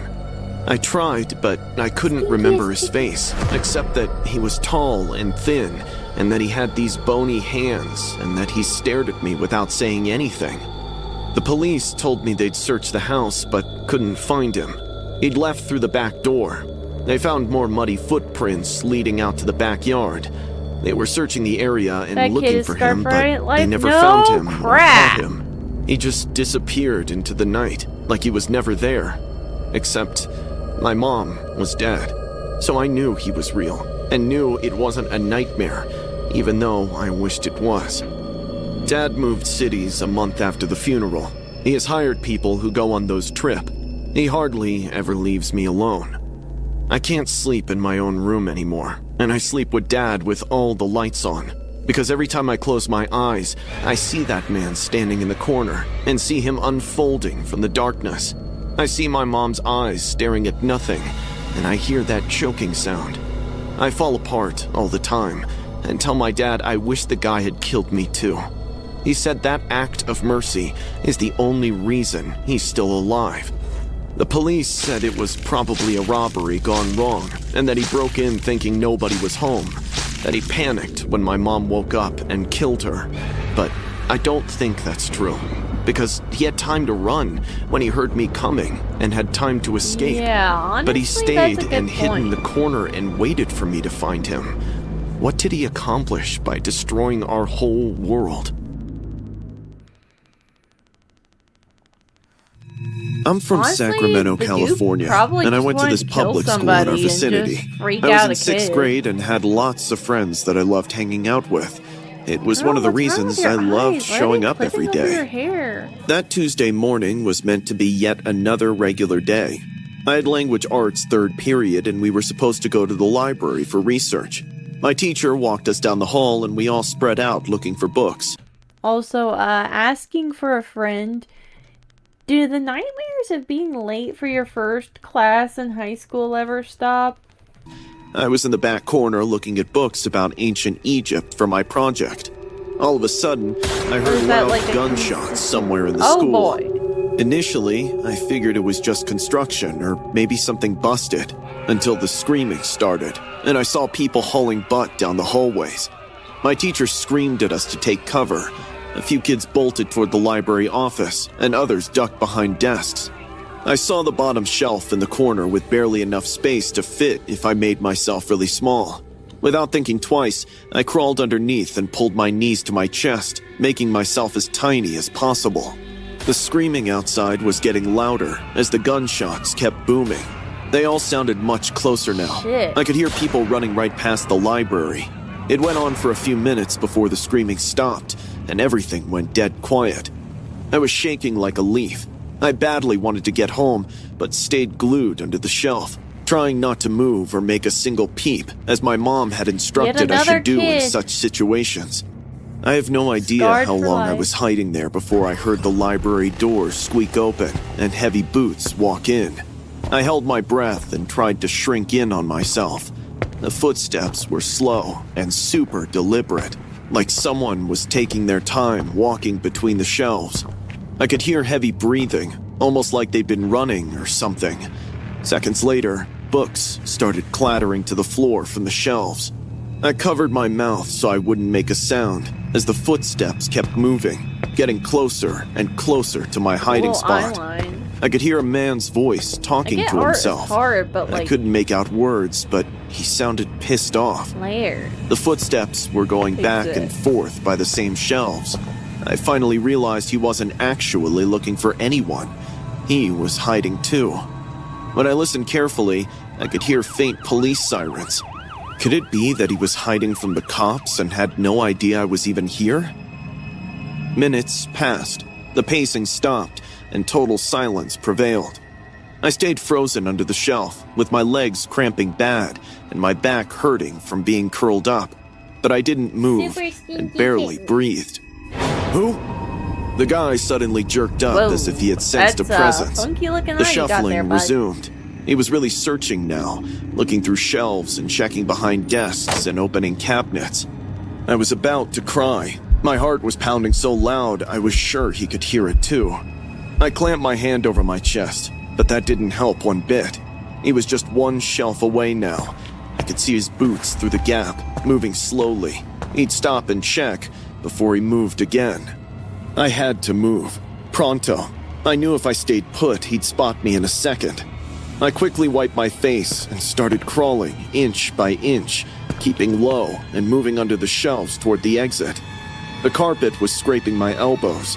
Suddenly, my backpack snagged on a shelf and made a tiny hiss. I froze.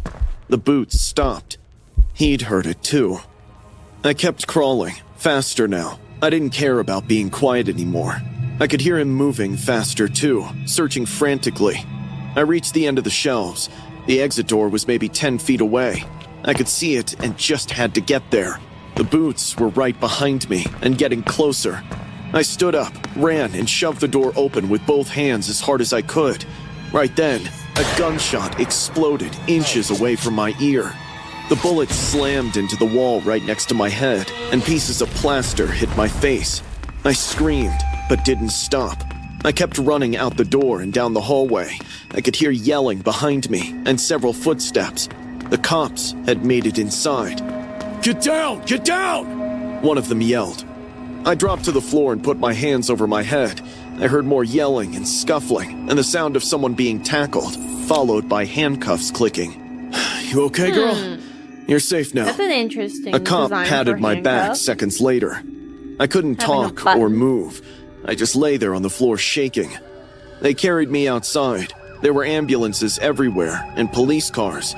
Parents were screaming and crying. My mom was one of them.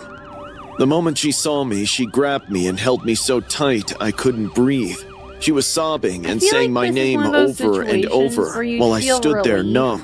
for your child 5 being kids alive, died but that also day. 12 were injured. The feel man who came guilty into for the feeling library that. was the shooter. He'd run out of ammunition and was hiding from the police when I was under the shelf. If I'd then stayed there, how'd he shoot? would have found me. He only had one bullet left, and he There would you have go. used it.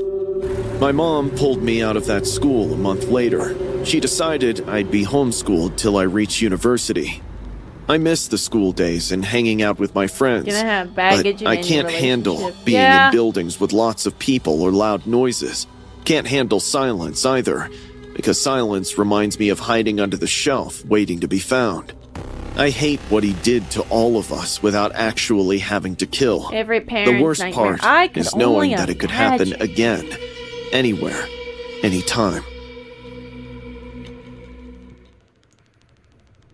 Not just dating, but even friendships. Yeah, honestly, My thinking parents about weren't it, exactly there's thrilled when I nothing told them that I was wouldn't have taking a fucked job up. at Burger King for my senior year of high school. They wanted me to focus on college applications, not flipping Whoppers. But I was 17, a kid from Phoenix, Arizona, and I was itching for a taste of real independence. So, against their better judgment, I started working Would the as well evening if that was shifts after you. school and weekends. Honestly, yeah, I get it. I'm really thirsty. I'll be right back. Thirsty.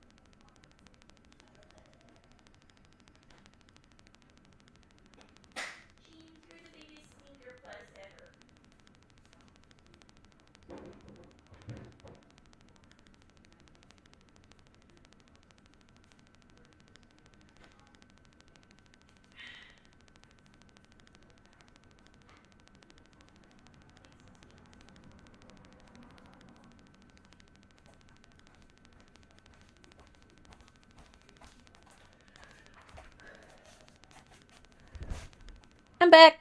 Got tea. It was a Friday night around 6 p.m. The restaurant was packed with families and couples everywhere. The play area was full of little kids climbing through the tubes and going down the slides. Can we go back? Play area Why was is full of every little kids kid climbing in through this fucking play place completely soulless? the tubes and going down Look at the all slides. of them. Every single one of these little shits is completely soulless. I like the one right here where she just started staring off into nothing. I was God, manning the counter, fucking taking dead orders. fish David, children. my coworker, was aiding me. The line was seriously long, and people were getting antsy to get their order ASAP. I was trying to power through when this guy caught my eye. He had on khakis, a hoodie, and a baseball cap. At first glance, he looked like just some regular guy out to chill. But what made him stand out was the way he was sitting all alone, without a food tray or a phone in sight. He was staring hard at the kids in the play area. I thought maybe he was waiting for someone, but he'd been sitting there for like 20 minutes, or maybe even longer than that. It felt wrong and made my stomach feel weird. I kept glancing over at him between orders. Those kids. He never moved or looked away from the play area. Finally, I told my Fucking manager dead and pointed the fish guy out. children. My manager looked over and watched him for a minute before he walked over to his table. I couldn't hear their conversation, but I could see that my manager was trying to be polite, dissatisfied with the man's answers as the dude got uncomfortable and defensive. My manager came back and told me to keep an eye on him and said he'd call the cops if anything happened. I nodded and kept checking up on him. 10 minutes ticked by and he was still just sitting there, scoping out the children. Then, this blonde chick cut in line and everyone started yelling at her. That distracted me for a second. When I looked back, his table was empty. I was freaking out, trying to see where he went. Instead, I noticed this little girl with pigtails wandering off from the play area. She looked maybe 5 or 6. She was heading for the exit and kind of glancing around like she was lost. The man was just a couple feet from her. My heart started pounding. Something felt off. I knew it. He was walking fast, closing the distance. The little girl just kept going toward the door and didn't see him coming. Suddenly, he grabbed her arm and tried to yank her toward the exit. She started bawling, trying to pull away. I didn't think twice. I jumped over the counter and dashed toward them. David saw what was happening and ran with me. We grabbed the man and pulled him away from the girl. "Let go of her!" The man tried to fight and pull away, but we held him. The girl ran back toward the play area, crying and looking for her parents. The whole restaurant erupted. Everyone realized what was happening. God, the Parents kid still looks were fucking dead screaming and pulling their inside. kids Come close. on. Some customers And ran over to Mo. help us restrain the man. He was fighting hard, kicking and trying to break free. Get off me! You don't understand, that's my daughter! But nobody believed him. The little girl was screaming that she didn't know him. Her actual parents came running over. The mom grabbed her daughter and the dad helped us hold the man down. My manager had already called the police, and they arrived within minutes. When he was handcuffed and dragged away, he was still fighting and yelling, claiming the girl was his daughter. The police took statements from every single one of the spectators. My manager told them about the whole exchange he had with the guy. The little girl's parents were crying and hugging their daughter and thanking us over and over, saying we saved her life. So anime? The dad left David and I a fat tip. The mom kept sobbing. What if you hadn't seen him? What if you hadn't stopped him? I didn't know what to say, because I was thinking the same thing. What if I hadn't noticed? What if I'd been too busy with customers and ignored my gut feeling? After the police left, my manager let me take a break. Just be I went to the happy back that and just sat there, shaking. David sat down too. We talked about it for hours. The whole thing had happened so fast, maybe 2 minutes from start to finish, but it felt like hours. The restaurant slowly went back to normal, with families finishing their meals and kids going back to the play area. But I couldn't stop thinking about it. The police came back to get statements from the staff, especially me. They told us the man had attempted similar abductions at other fast food restaurants, always places with play areas and always crowded environments where he could blend in. He'd been doing it for months and Great. counting on the chaos to slip away unnoticed before anyone realized what happened. We were the first people to actually stop him. I'm 18 now and still work at that Burger King, but I watch the play area differently now. I watch everyone who sits alone, doesn't order food, and watches the kids too closely. Because that day taught me that predators look for opportunities and count on people being too busy or too polite to say something. They count on you ignoring your gut. But sometimes, paying attention is the difference between a kid going home safe or never going home at all. That's also an important lesson to parents. Just because there's a play place in an area doesn't mean your kids are safe there. You have to have your eyes on your children at all times.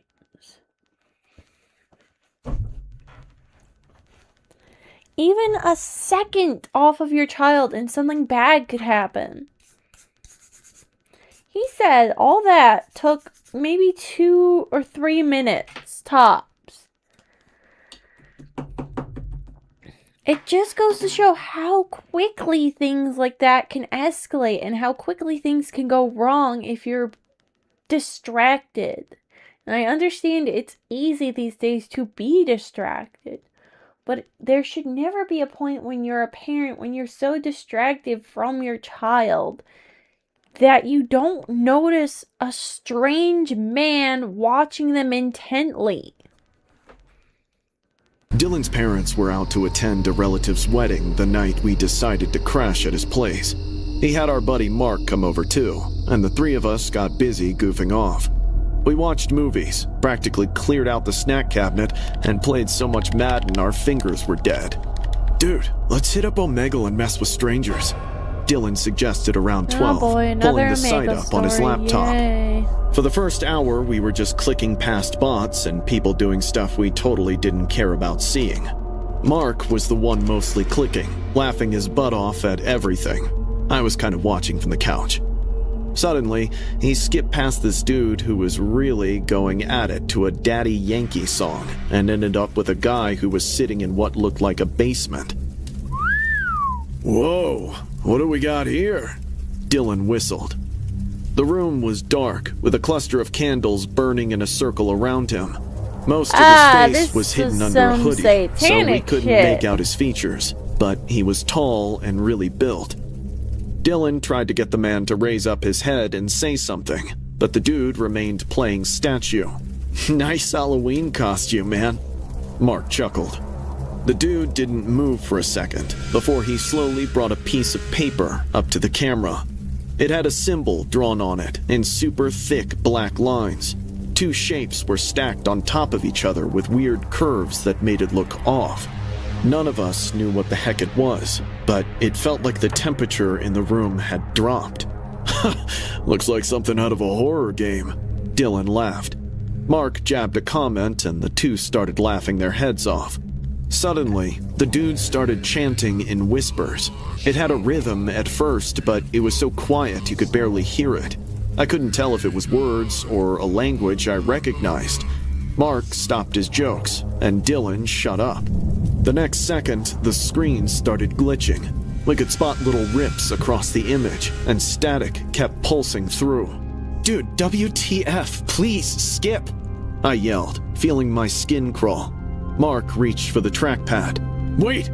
Dylan yelled, staring at the screen as if he couldn't look away. His face went totally blank, like someone hit the pause button on him. Meanwhile, the chanting was getting louder. The cameras started freaking out, glitching all over the place, before the call dropped and the screen went black. We looked at each other, trying to process what had just happened. Mark made a nervous joke about it, but Dylan didn't laugh. He was still staring at the blank screen. Mark called out to him, but he didn't respond. We shared an uneasy look before Mark reached out and nudged him lightly. Dylan turned his head our way, but something was off about his expression. It was totally blank, like he didn't even recognize us and was seeing us for the first time. He blinked a couple of times and smiled, but it wasn't his smile. Dylan's had this big, messed up grin since we were kids. This one was flat and empty. We told ourselves he was messing around, trying to prank us, but the whole night Dylan didn't sleep. He kept smiling in the distance. Mark and I tried staying up with him, but eventually drifted off. It must have been 3 in the morning when this super quiet whispering woke me up. I looked around and saw Dylan sitting straight up in his sleeping bag, facing the wall, mumbling stuff to himself. I leaned in and realized it was the same beat as that weird chanting from the call. I sat up and said his name. He didn't stop. I said it louder and reached out to touch his shoulder. He turned on me fast, grabbed my wrist and squeezed hard enough that I actually yelped and woke Mark up. "Dylan, what the hell, bro?" Mark demanded, stepping forward. The grip on my wrist tightened even more. Dylan's eyes were wild. He shoved me aside and swung a wild punch at Mark.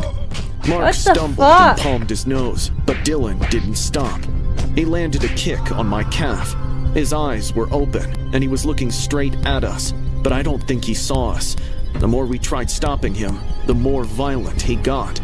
When he started chucking stuff That's what I at us, just we said. got Dude's into a room possessed and as locked the fuck. door. Take him to a Throughout the night, priest. we could hear the crashes Get and Father chanting. Gregory. Or In whoever the morning, fuck the Dylan guy said from... he didn't remember any of it. He looked genuinely confused when we described what happened, ate breakfast, watched TV, and acted completely normal. We tried to let it go. But things kept happening. Lights would flicker in whatever room Dylan was in. Phones would turn on by themselves when he walked past. One night, I called him, and in the middle of the conversation, he went quiet. But I could hear him chanting under his breath when he came back. His voice sounded slightly different, like someone else was speaking from inside him. Mark and I got really worried about all of it and decided to track the chat from where it had all started. We went through the history, but couldn't find a record of the chat. The whole thing was gone, except for one file. It was an image, downloaded at exactly the time we'd been on the call. I opened it and gasped. The symbol was the same one that piece of paper figure had held up. But instead of a drawing, it looked like it had been carved into human skin. We deleted it right away and never talked about it directly after that. Dylan still has nights when he doesn't sleep. He doesn't talk about what happens on those nights, and I stopped asking a long time ago. I haven't been back on Omegle since, and I don't think I ever will. But I keep watching Dylan, waiting for the moment his familiar messed up grin might return, but it never does. Now, when I see that empty smile, I know for sure that something else is worrying my friend. That's fucked up. Okay, that's Domino's beyond was fucked the up, absolute... for real. Like, they were just trying to have fun and fuck around, and their friend got possessed by the devil. That's fucked. Last place I truly ever and imagined honestly- I'd be working. I was supposed to be the next big shot lawyer in my family, which is stacked with them. But I bailed on law school. Annoyed, my parents completely cut me off, so I had to grab whatever job I could. Working those night hours sucked, but the pay was good enough to keep me afloat and still have time for my art projects. It was a scorching Saturday night in the middle of a Texas summer. The digital clock on the wall had just ticked past midnight. I was cleaning the counter, ready to lock up and head home, when this woman walked in. She looked to be in her late 20s and was covered up head to toe in a shawl, like a bedsheet draped over her whole body. There were fresh bruises around her eyes and cheeks. Her Oh, eyes were that's not restless good. and darting around. She looked terrified, but also determined, like she was forcing herself to be there. She walked up to the counter and ordered a small plain pizza and a Coke. Her voice was shaky. I rang her up. She paid in cash and sat down at one of the tables, hunched over, clutching her stomach like she was in pain. At first, I figured she was homeless and starving. I felt bad for her and started making her pizza. I kept glancing at her while I was working. She was sitting completely still, holding her stomach. The shawl was draped over her entire body. You couldn't see anything underneath. When I finished cooking the pizza, Something I tells put me it in a box she's, with the Coke and walked is over to her Omegle table. real or just a made Here you up go. thing? No, I smiled. no, Omego's real. Like, hold on. It's not as popular anymore, but it's a thing. Omegle. See? Omegle. Talk to strangers. See?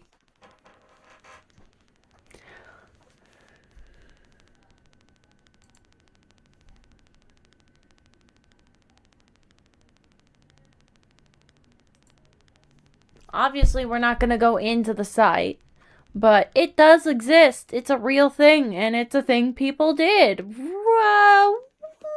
while ago, quite a while ago. It was really popular when I was a kid. It's creepy as fuck. Yep. Setting it down in front of her Pretty when fucking my creepy. eyes caught a movement under the shawl at her midsection where her hands were. She noticed me staring and stiffened. Our eyes met. She went pale as a ghost and started shivering. Without saying a word, she grabbed her order and rushed out the door. I stood there for a minute, trying to process what I'd seen. I was sure I had seen the movement at the midsection. Could she be hiding anything?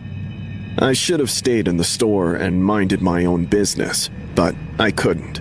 Curiosity and unease pulled at me, and I ended up locking the door behind me as I followed her. Outside, the streets were dimly lit and almost empty. I made sure to keep myself in the shadows. She was walking quickly while eating the pizza with one hand and gripping her stomach with the other. Every few steps, that shawl would shift, like whatever was underneath was moving and trying to get free. I followed her for several minutes, staying back and keeping a distance. She was huffing and wiping sweat. Guilt started creeping in. Maybe I was wrong. Maybe she was a homeless pregnant lady trying to survive this brutal world. That'd explain why she looked so scared and hurt. I almost turned back and went home, but stopped and decided to check on her. Even though I didn't have much, if I could, I'd help her. "Hey, wait!" I called out to her. She stopped, turned around, and looked at me. For a second, neither of us moved. But the moment I took a step forward, she panicked, dropped the pizza, and sprinted down the street. "Hey, wait! I just want to help! Stop!" I chased after her, but she kept running faster, her shawl flapping behind her. She rounded a corner, and I followed. I kept screaming at her to stop, assuring her that I didn't want to hurt her, but she kept pulling away. Suddenly, she tripped and went down hard on the sidewalk. As she did, a kid's terrified scream echoed down the street. I stopped dead in my tracks. The woman was on the ground. Her shawl had come undone, but I hardly paid any attention to her.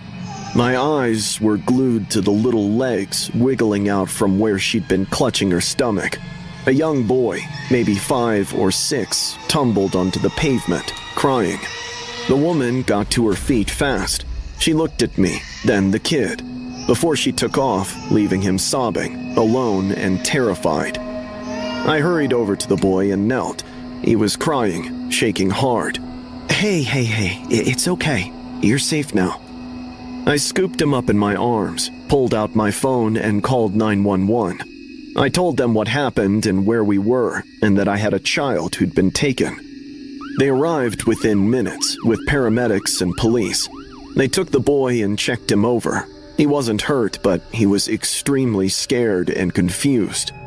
They asked me questions. I told them all I could about her. The police said the boy had been reported missing from a playground 3 hours earlier. His parents were frantic. The woman had taken him and hidden him under the shawl and walked right through the streets with him pressed Glad against you her don't do body. social media, Nobody had yeah. noticed or seen, except me. But even I almost didn't follow her and let her walk away. Months later, I saw her face on a TV channel. Her name was Gracie Gusto, and she had been arrested as part of a child trafficking ring. She'd been taking kids from the streets to transport them. The shawl was her method. Nobody questioned a weak-looking woman wrapped up and limping by. She'd done it multiple times before. That boy I found wasn't the first, but he was the last, because I didn't ignore what I saw. The fact still makes my stomach churn. What if I had ignored her? What would have happened to that kid? What have they done to all those kids they took? I wonder how many I mean, I'm sure when this was made, the Epstein Island was still around. times so... I've walked past a child on the verge of ruining without noticing or doing anything at all. I matched with Dax on a dating app nearly a month before all this went down. He was pretty close to my age and lived right here in Phoenix, too. We'd gone out a few times for casual coffee and meals. He seemed like a nice guy, so I didn't think much when he called me in on another date. It was at this bar downtown. We had drinks and talked for hours. I didn't realize how much time had passed until it was nearly midnight. "Hey, why don't we take it to your place?" Dax said. Yeah, I'd love to. I got in my car and took off. Pretty soon, I realized this beat-up beige Camry was shadowing me. It had been hanging back a few lengths since we left the bar. I pointed it out to Dax. I think that car's been following us. He glanced in the rearview mirror and shook his head. "Nah, pretty sure it just got here. You're just being paranoid."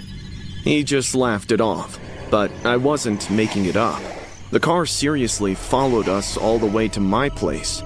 When I pulled into my driveway, it crept right past so slowly I could see the driver. It was this old lady with gray hair, and she was staring at us as she went by. I got major creeps. So I bolted out of the car and unlocked the front door fast. Dax was right behind me. I locked the door and checked the window. The Camry was gone. I felt a tiny bit better. Maybe I was being totally paranoid and it was just a coincidence. Dax was standing in my living room, looking around. Nice place. Thanks. Yeah. I went to the kitchen to get us drinks. She's gonna die. When I came back, Dax was sitting on the couch and smiling. I sat next I am truly and honestly glad I don't have to worry about to him. dating apps. We talked for a few minutes before he leaned in. We were about to kiss when a knock rattled the door. I nearly jumped out of my skin. I got up and looked through the peephole. No one was there. Who is it? No one. Probably just a cat or something. Come here. He pulled me back onto the couch and started laying on the compliments, telling me how beautiful I was and how much he liked hanging out with me. I blushed and started to chill out again. We kissed. Out of nowhere, I felt Dax getting tense, staring past me, right at the window behind my head. His eyes were glued to something. When I turned around to look at the window, there was nothing there. What's got your attention? The curtains. It just feels weird with the curtains open. Can we shut them? It was a strange thing to say, but I got up and closed the curtains anyway. I came back to the couch, and we started making out again, and things heated up. We went to my bedroom. We hung out for a while and eventually crashed. I don't know what time it was when I woke up, maybe 2 or 3 in the morning. When my eyes opened, Dax was sitting up in bed. His breathing was heavy and labored, like he was hyperventilating. What, he ain't Dax? got no face? Are you okay? I started to sit up, and Hi, Lisa. immediately I felt the coldness of metal against my neck. I tilted my head slightly and figured it was a knife blade. My soul nearly left my body. My hands started shaking and my heartbeat picked up. The old lady from the Camry was standing right next to my bed. Her face was maybe an inch from mine, eyes all bloodshot and full of pure rage. Her gray hair a total mess. She had a knife pressed against my throat. I'll bring you a bunch of new dolls. But you're not allowed to have a human girlfriend. That was the deal. How dare you deceive me? She wasn't talking to me. She was talking to Dax. I'm done with dolls, Mom. I want a real girl. I'm not a kid anymore. You can't control me. The weirdo was his mother.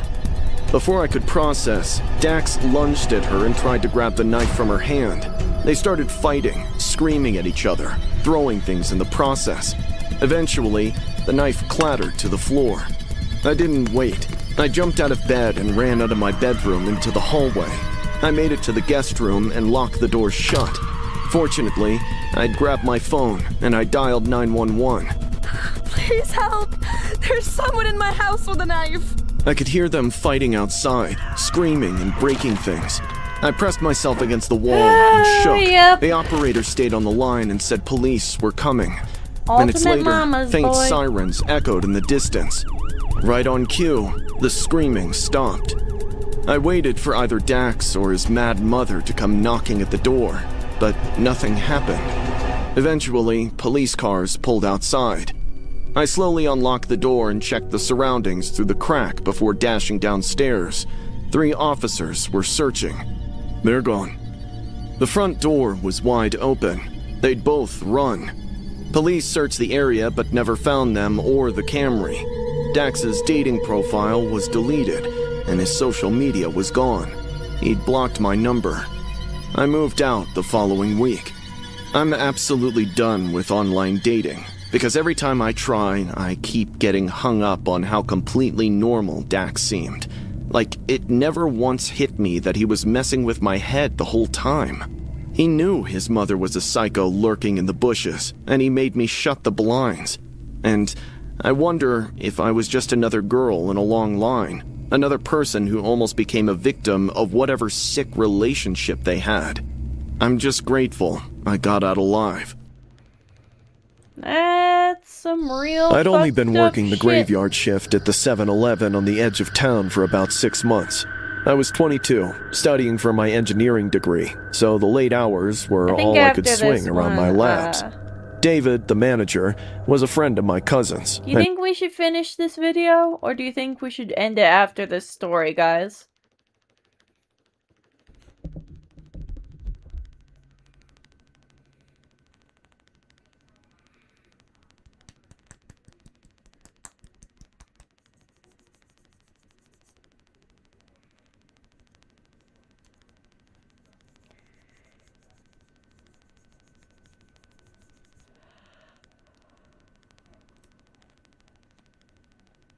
I don't have to go to work tomorrow till 2 in the afternoon, so I could keep going.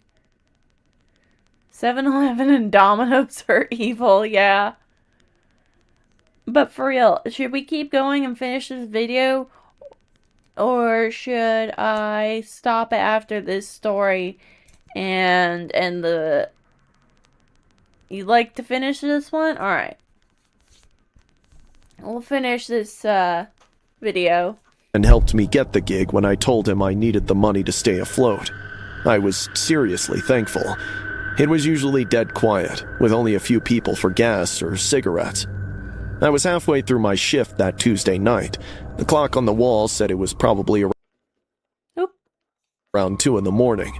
The store was totally dead, and I was just refilling the chips rack when the door chimed and a blonde woman walked in. When she first came in, I figured she was just a regular shopper. She looked maybe in her mid-30s, rocking some cool striped jeans and a leather jacket, but she didn't even look around before walking straight to the counter. Do you have ice and bandages? Yeah. I pointed her to where the first aid stuff was. She got bandages and gauze, then bought a bag of ice. The whole time she had this seriously strange smile, like it was frozen on her face and she Never couldn't take eat it off. Domino's Thanks, for fear of sweetie. eating people. Just ignore around me, okay? Whatever you see, People around just me. ignore it. Oh my She giggled god. loudly, and it honestly gave me the creeps. But she took off before I could even ask her what that meant. I watched out the window as she walked over to a car by the gas that's pumps, hysterical. opened the back door, Fucking and people, started looking Roni. after someone in the back seat. It was a kid, maybe 7 or 8, lying still. Oh, I hell kept no. watching. Something felt off. The woman was putting bandages on him and using the ice, but the kid wasn't moving at all. Suddenly, Nope. she looked up and made eye contact with me through the window. The grin on her face got wider. My stomach turned. Holding eye contact, she gathered the kid in her arms, opened the door, and came back in holding the kid. He was out cold, his head flopping back and his arms hanging limp. We were in an accident. Can you watch him for a minute while I use the restroom and grab some food? I need to get him to the hospital, but I have to clean up first. I looked between the kid and her. Yeah, sure. She put him on the floor by the counter and took off for the restroom. I stood there, staring at the kid. My eyes Call fell the on her police, car. dumbass. It looked as good as new. I mean, I really looked, and there wasn't a scratch, dent, or broken window. If they'd been in Dumbass. a wreck bad enough to knock a kid out, how was the car totally fine? And the woman didn't seem to be injured at all. Something was really wrong. The story didn't make sense. I stood there thinking and trying to figure out what to do. Right then, the kid groaned and moved a little. His eyes started to open slowly. He looked confused and scared. I knelt beside him and whispered, "Hey, don't worry. Your mom's gonna take you to the hospital. Can you tell me what happened in the accident?" The kid stared at me, wide-eyed, his lips trembling as he whispered, She's not my mom." A shiver went down my spine. Yeah. I got up, grabbed my phone, and Oh, dialed 911. finally! I told them the whole Wow! story. They said they were sending cops over. But I knew she Personally, I would have called the cops right after the mom went to the bathroom, leaving her unconscious, badly injured child on the fucking floor of a 7-Eleven? He'd come out way before the officers showed up. So, I walked over to the bathroom. The woman was still inside, and I could hear the water running. I quietly locked the door from the outside using my work keys. Moments later, loud banging echoed through the store. She was pounding on the door and screaming. Let me out! I need to take my son to the hospital! What are you doing? I didn't answer. I stayed near the kid, kept him calm, and told him help was coming. The banging got Jesus. louder and more frantic. Open this door right now! He needs a doctor! She kept screaming and threatening to sue me and saying I was going to be responsible if her son died, but I didn't unlock it and only waited. Soon enough, the sirens would've got called closer, something the when you saw banging Hinky suddenly in the car. stopped, and The only issue is if you saw something hinky when she was in the car, she could have and been gone. And that would have been it. This dude should have locked her in that bathroom immediately after she left her son on the fucking dirty ass 7-Eleven floor, called the cops immediately. everything went quiet. Police arrived within minutes. I unlocked the bathroom and they pulled her out. She was crying and screaming that I'd locked her in, that her son needed help, and that I was insane. But the officers looked at the kid and asked him questions. He told them she wasn't his mom and that she'd taken him from the park. He said she had given him something to drink that made him sleepy. The woman's story fell apart completely. They arrested her right there. When they put her in handcuffs, she was still screaming and insisting the kid was hers, but he wasn't. They found drugs in her purse and matched the ones they found in the kid's body. The kid's parents came to the station later that night. They'd reported him missing hours earlier.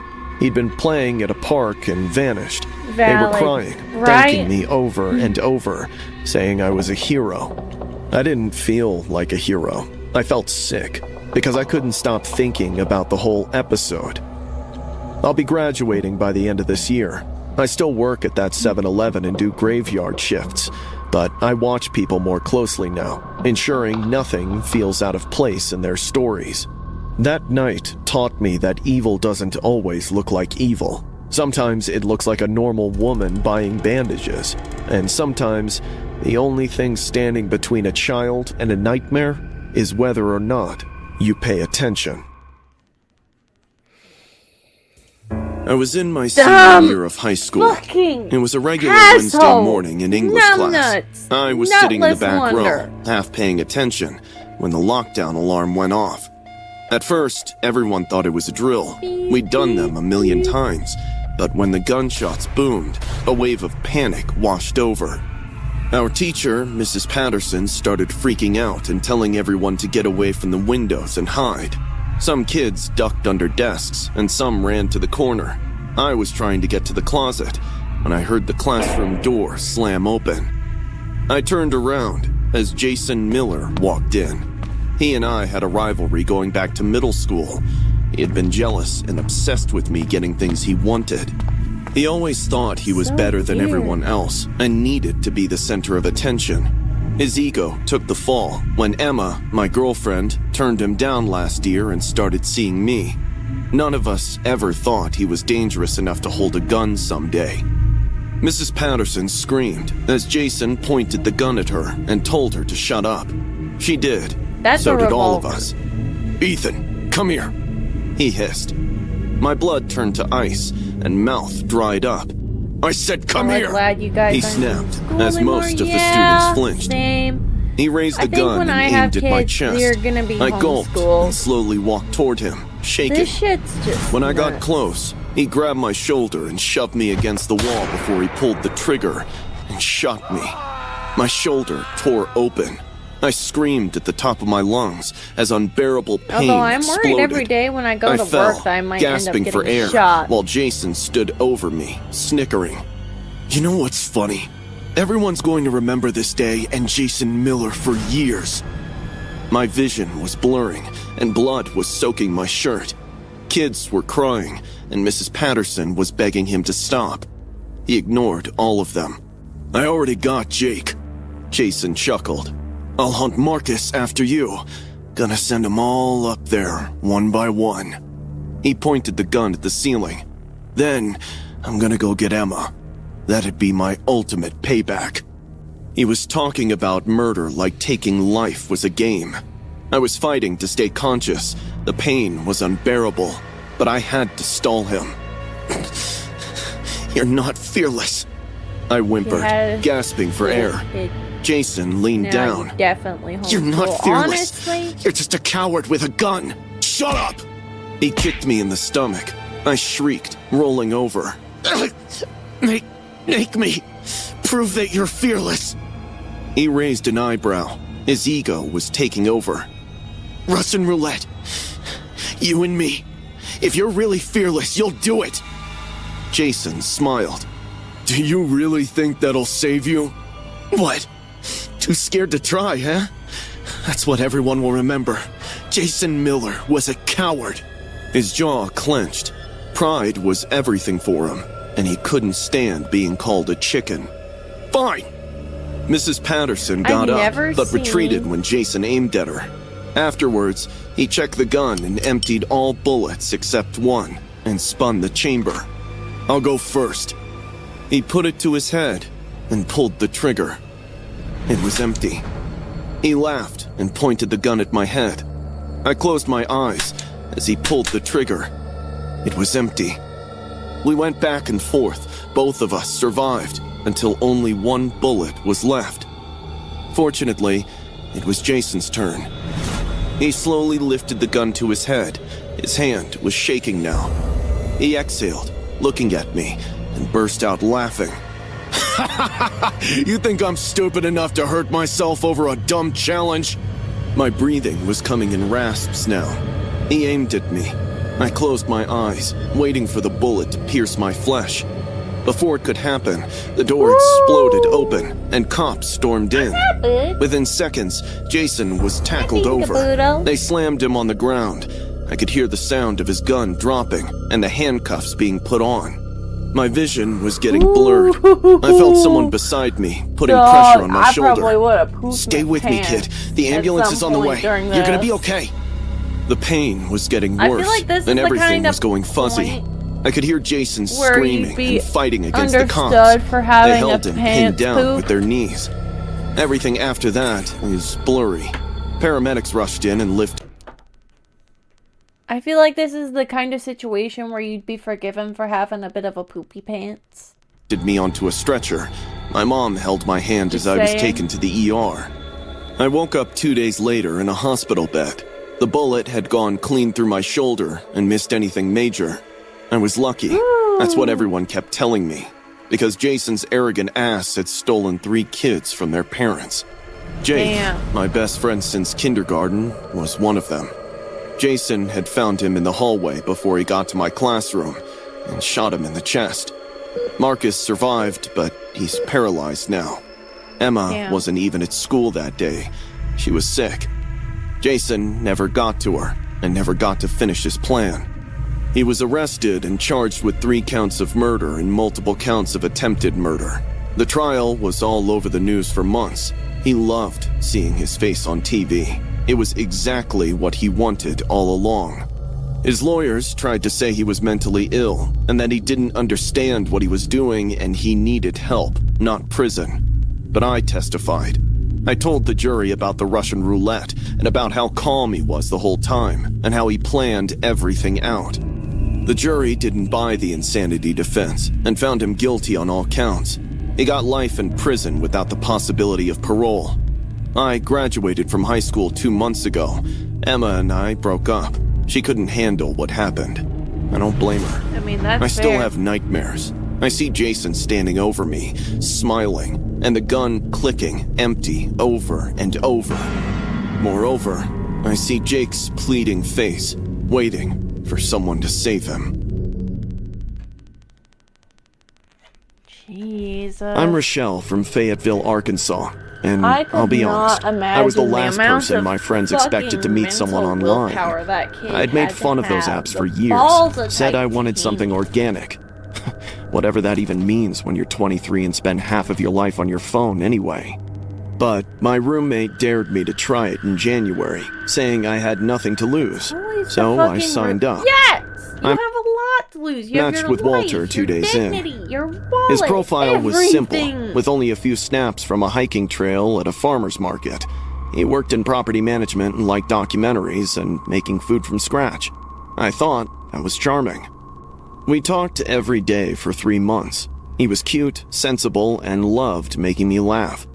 He told me he lived about 2 hours away in this small town I'd never heard of. Or the We kept amount of planning to meet up in therapy he's gonna person, need. but something always Honestly, came up on his true. end. He'd have to work late, or his car would break down, or some family emergency would pop up. After months of this, I was getting really frustrated. I liked him a lot and wanted to actually meet face to face. Finally, he said he was free on a Saturday and told me I should drive out to his place. We can have dinner at my house, hang out, and really get to know each other. I told my roommate where I was going and left on a Saturday morning in March. It took a little over 2 hours. The town was really small and quiet, with lots of trees and old houses. His place was at the end of a residential street. When I pulled up, the house was really nice. It was a big 2-story with a well-maintained lawn and nice landscaping. I parked and walked to the front door and rang the doorbell. Walter answered in minutes. He looked older than his pictures, maybe mid-40s instead of early 30s like he'd said. But people use old photos all the time, so I tried not to judge. Walter Oh, started God, giving me a that's your tour of the first whole place problem? and kept talking about money, how his family was really wealthy, how the house had been in his family for Bye-bye. generations, and how much everything cost. That couch is imported from Italy. The dining table is custom made. It was weird because I online see he'd always been AI really humble and never mentioned money at all, or talked about his everywhere. family being rich. Now that's all he wanted to Right. talk about, like he was trying really hard to impress me. It was honestly kind of annoying. We went upstairs and he showed me the bedrooms with big windows. When we got to one door at the end of the hallway, it was locked. I asked what was in there, and Walter got weird about it. Come here. He laughed it off and said it was just storage with old family stuff, dusty and full of cobwebs. Nobody's been in there for years.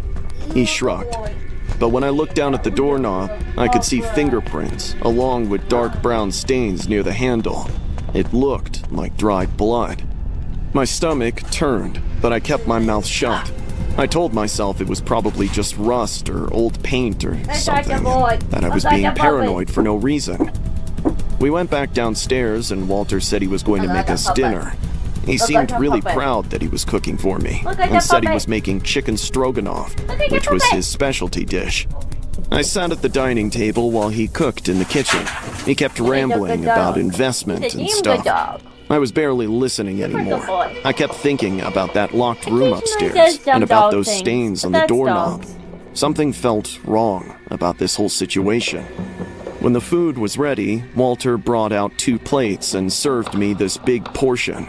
It actually looked really good, with creamy sauce and chicken fucking finger, bitch! pieces and mushrooms. I picked up my fork and got a spoonful ready. Suddenly, I spotted a whole human toenail in the sauce mixed in with the chicken. My heartbeat picked up. I blinked and looked again to be sure. It was really a toenail. It was chipped and dirty, with dried blood caked on it. I froze, and my mouth dried up. Walter was eating his food like nothing was wrong, smiling at me and asking me how it tasted. It's really good. Can I use your bathroom? Down the hall. I got up and walked toward the hallway, but went to the living room instead. There was a window with a crack in the corner. I tried to open it quietly. It was stuck, but I kept pulling until it opened. The broken glass cut my arm, and I squeezed through and dropped outside. I ran to my car, locked the doors, and started driving without looking back. I kept checking the mirror to ensure I wasn't being followed. My arm was bleeding, but I kept going. 20 minutes later, I pulled over and wrapped my jacket around it. I called the police from a payphone and told them, anonymously, that something was wrong at that address before I drove home. 2 days later, the police found the real Walter's body in another room. He'd been dead for weeks, stabbed with a screwdriver. The guy I met was his neighbor, John, who'd murdered Walter and taken over his identity and everything. John had been messaging me for 3 months. Police said I wasn't the first girl. They found evidence of 2 other women and are still looking for bodies. I'm 24 now and moved to Seattle. I deleted my dating apps and don't meet people online because I keep thinking how close I came. If I hadn't seen that toenail, I would have ended up in that room too.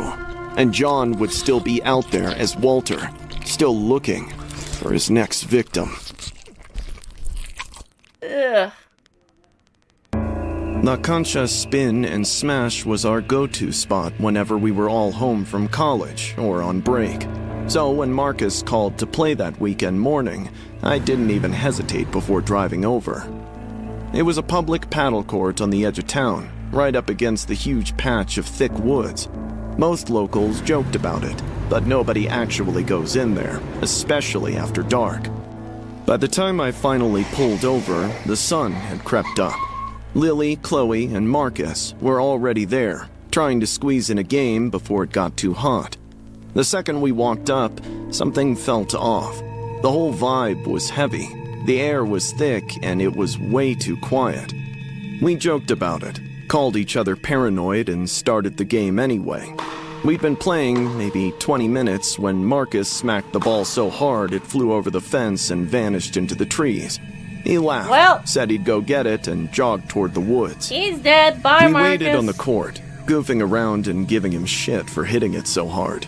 Suddenly, a scream ripped through the silence and shut off right away. Dead. Chloe's bat clattered to the ground, and Lily started shaking. Marcus, this isn't funny! Chloe yelled, but got nothing back. My stomach dropped, and my hands got all sweaty. Something was seriously wrong. I ran toward the woods with Lily and Chloe right behind me. We got to where the ball had gone over and found it sitting in some damp soil. But right next to it was fresh blood, with streaks of it leading deeper into the trees. Do any My of you have a heartbeat picked weapon? up. Oh my god! Lily gasped, cupping her mouth. Marcus, where are you? I frantically looked around, yelling his name over and over. Suddenly, we heard branches snapping off to our right. We all froze and squinted. There was a shadow that looked like it was moving through the trees, coming right at us. In a flash, a dude stepped out slowly. He was tall, built like a brick house, and wore beat-up work clothes. A dirty mask covered his face. Instead of hurrying or freaking out, he was moving calmly. In his hand was a heavy-duty wood-cutting tool. Dark was something that looked seriously fresh. All of us screamed and sprinted back toward the court. Chloe and Lily were right behind me. Ethan! Chloe called out. I looked back to find that she'd stumbled and fallen. She was trying to get up, but the guy was already there, moving faster than someone that size should have been able to move. He grabbed Chloe by the hair. She screamed and fought. We heard every minute of Chloe's struggle, her choking, before everything went dead silent again. There have phones, Lily was fingers, crying and the in mental capacity to dial 911. Are you sure about that? I grabbed her arm sure and pulled her about back to that? the court. Are you We tried sure calling about 911, that? but Ah, had no there we go. bars. See? The phones weren't working. We ran to the front gate. So they the one we'd can, come in through. but it they wouldn't can't. open. The latch was jammed, like someone had wedged it shut.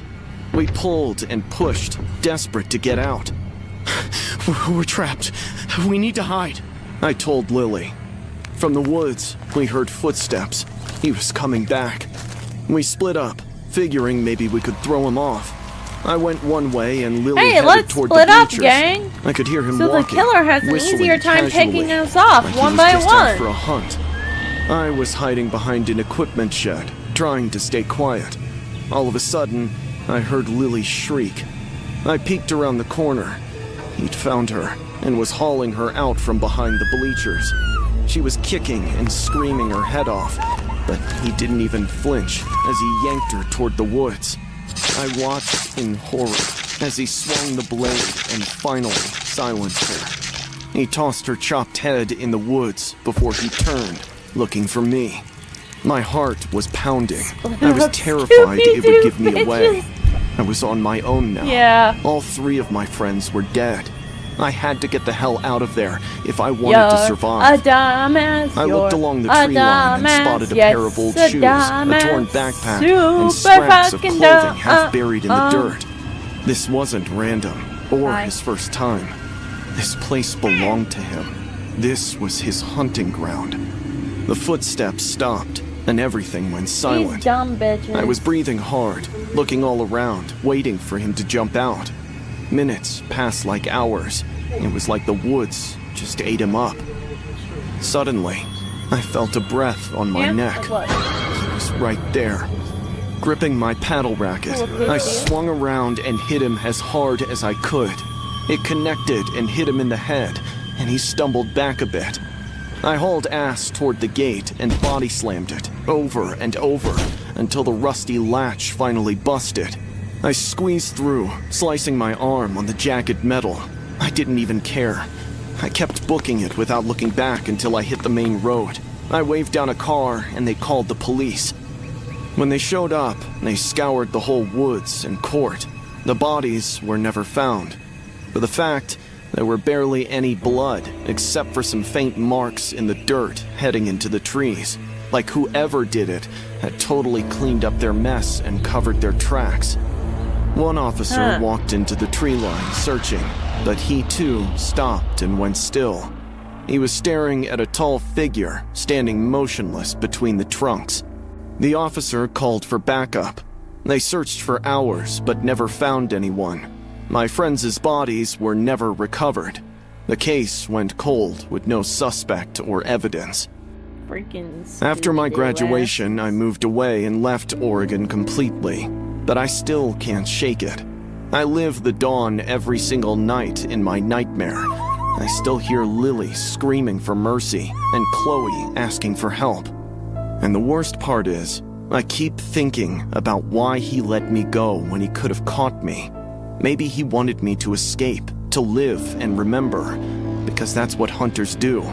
They mark their territory, and they leave warnings. I don't think that's I'd been at Burger entirely King correct. for almost a year. I was 19, and honestly, the Detroit neighborhood seemed pretty chill. So, covering the closing shift didn't feel like a huge deal. It was way past midnight, long after we closed. Small note, the echo is not my and I was the doing. only one left inside, I think mopping the up. person might The have place was accidentally dead silent, duplicated the except for the audio music this blasting bit. in my headphones and the swish of the mop on the floor. I figured I had maybe 10 more minutes before I could lock up and head home. Suddenly, I saw some movement outside. I pulled off my headphones and took a closer look. Sure enough, someone was banging on the glass door. I walked over to see who it was. Looks like a It was a fucked up guy version who of looked Weird like Al he was in his Yankovic. mid-30s. His shoulder-length hair was secured in a man bun, with Carrot tresses Top. falling out here and there. He was Burger donning King is another evil expensive-looking restaurant. clothing. He had mismatched eyes and a cut on his lip that was bleeding.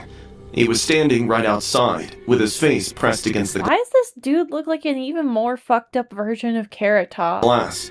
He looked scared to death, with his eyes bugged out, and he was pounding on the door with both fists. Please, please let me in. Someone's chasing me. He kept looking over his shoulder, like someone would jump at him any second. I hesitated with my hand on the lock. Every part of me was yelling at me not to open it. We were closed, and I wasn't supposed to let anyone in. But the man looked genuinely terrified. He was breathing hard and sweating, and kept glancing behind him into the dark parking lot. Please, they're going to kill me. Please. I looked past him into the parking Too lot. much more Outside, than any it was restaurant pitch you'll dark go and to. empty. Against my better judgment, Yeah. I unlocked the door, and the man practically fell inside. Thank you. Thank you so much. He was breathing so hard he had to bend over with his hands on his knees to inhale some breath. I locked the door behind him and looked out into the parking lot.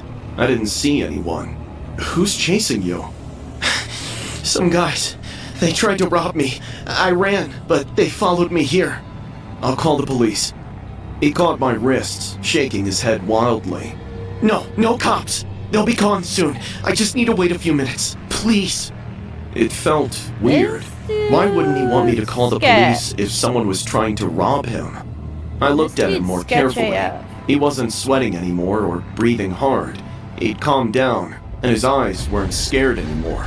They were calm, as if he was assessing me and the outlet. He caught my eye, and his whole demeanor flipped. A lazy smirk tugged at his lips as he reached into his jacket. You shouldn't have opened that door. He chuckled, pulling out a knife with a long blade. My stomach dropped, and my whole body went cold. I opened and closed my mouth and took a couple of steps back, tugging my wrists out of his hold. Turn around. Walk to the back. I was so frozen, my legs felt like concrete. I said turn around. He smacked my nose with the back of his knife, making me stumble. A crack echoed in the silence as white dots danced in my vision. I clutched my broken nose, letting blood drip through my fingers. I won't tell you twice. Move! He roared. Grabbing me by the collar, he shoved me towards the back. I slowly started limping toward the back of the restaurant. My mind was racing. If I could get to the back door, I could run, but it was locked, and I'd need the keys. My keys were in my pocket. Could I get them out, unlock the door, and run before he caught me? Keep walking. I could hear his footsteps behind me. He was close. I slowly reached into my pocket and balled my keys. I kept limping, waiting for the right moment. Suddenly, a faint honk echoed from the front of the restaurant, drawing his attention. Maybe a car pulled into the deserted lot. The distraction lasted only a second, but it was the opening I needed. I hurriedly pulled out the keys Okay, as this fast is as I an could and impossible sprinted toward the back situation. door, grabbing a stack of plastic chairs near the service counter and shoving them into his path. He cursed and chased after, but I mean, didn't stop. in his I got to the mind, it door was- and fumbled with the keys. My hands were shaking so bad I could barely hold them. He was right behind me. I got the key in the lock and turned it, and the door opened. I ran out into the alley and kept running. I didn't look back as I ran Honestly, to the this street. guy did the best There were he cars could with with a horrible people and lights. situation. I ran toward them, screaming for help. A car stopped and a woman got out. What's wrong? What happened? I was crying, shaking, and couldn't talk. I just pointed back at the Burger King. She called the police and stayed with me until they arrived. The police searched the restaurant, but the man had run out the front door, leaving it wide open. They searched the area, but never found him. The cops got me to the ER and they took care of the nosebleed. Luckily, it was just a tiny crack. They took my statement and told me I was lucky and that I did the right thing by running, and he probably would have killed me if I'd stayed. I quit that job the same night and never came back. I never worked a closing shift again or worked alone. I learned the hard way that not everyone who looks scared is actually scared, and not everyone asking for help actually needs it.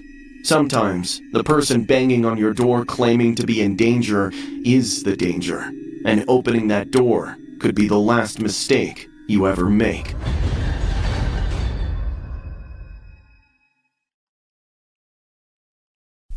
I'm from Columbus, Ohio. I moved to Pittsburgh for college when I was 19, and it was honestly the worst decision I ever made. My roommate was never around. She had all these friends from high school who went to Pitt too, and she was always gone with them. I couldn't make friends no matter how hard I tried. Everyone already had their groups from orientation or whatever. I tried joining clubs, but ended up feeling like a sore thumb. So, I spent most of my nights alone in my dorm, crying and feeling like a complete loser. I called Megan, my sister, 3 times a week, begging to come home, but she kept telling me to give it time and make an effort. It'll get better, sweetie, I promise. When it didn't, she told me to download a dating app to make connections.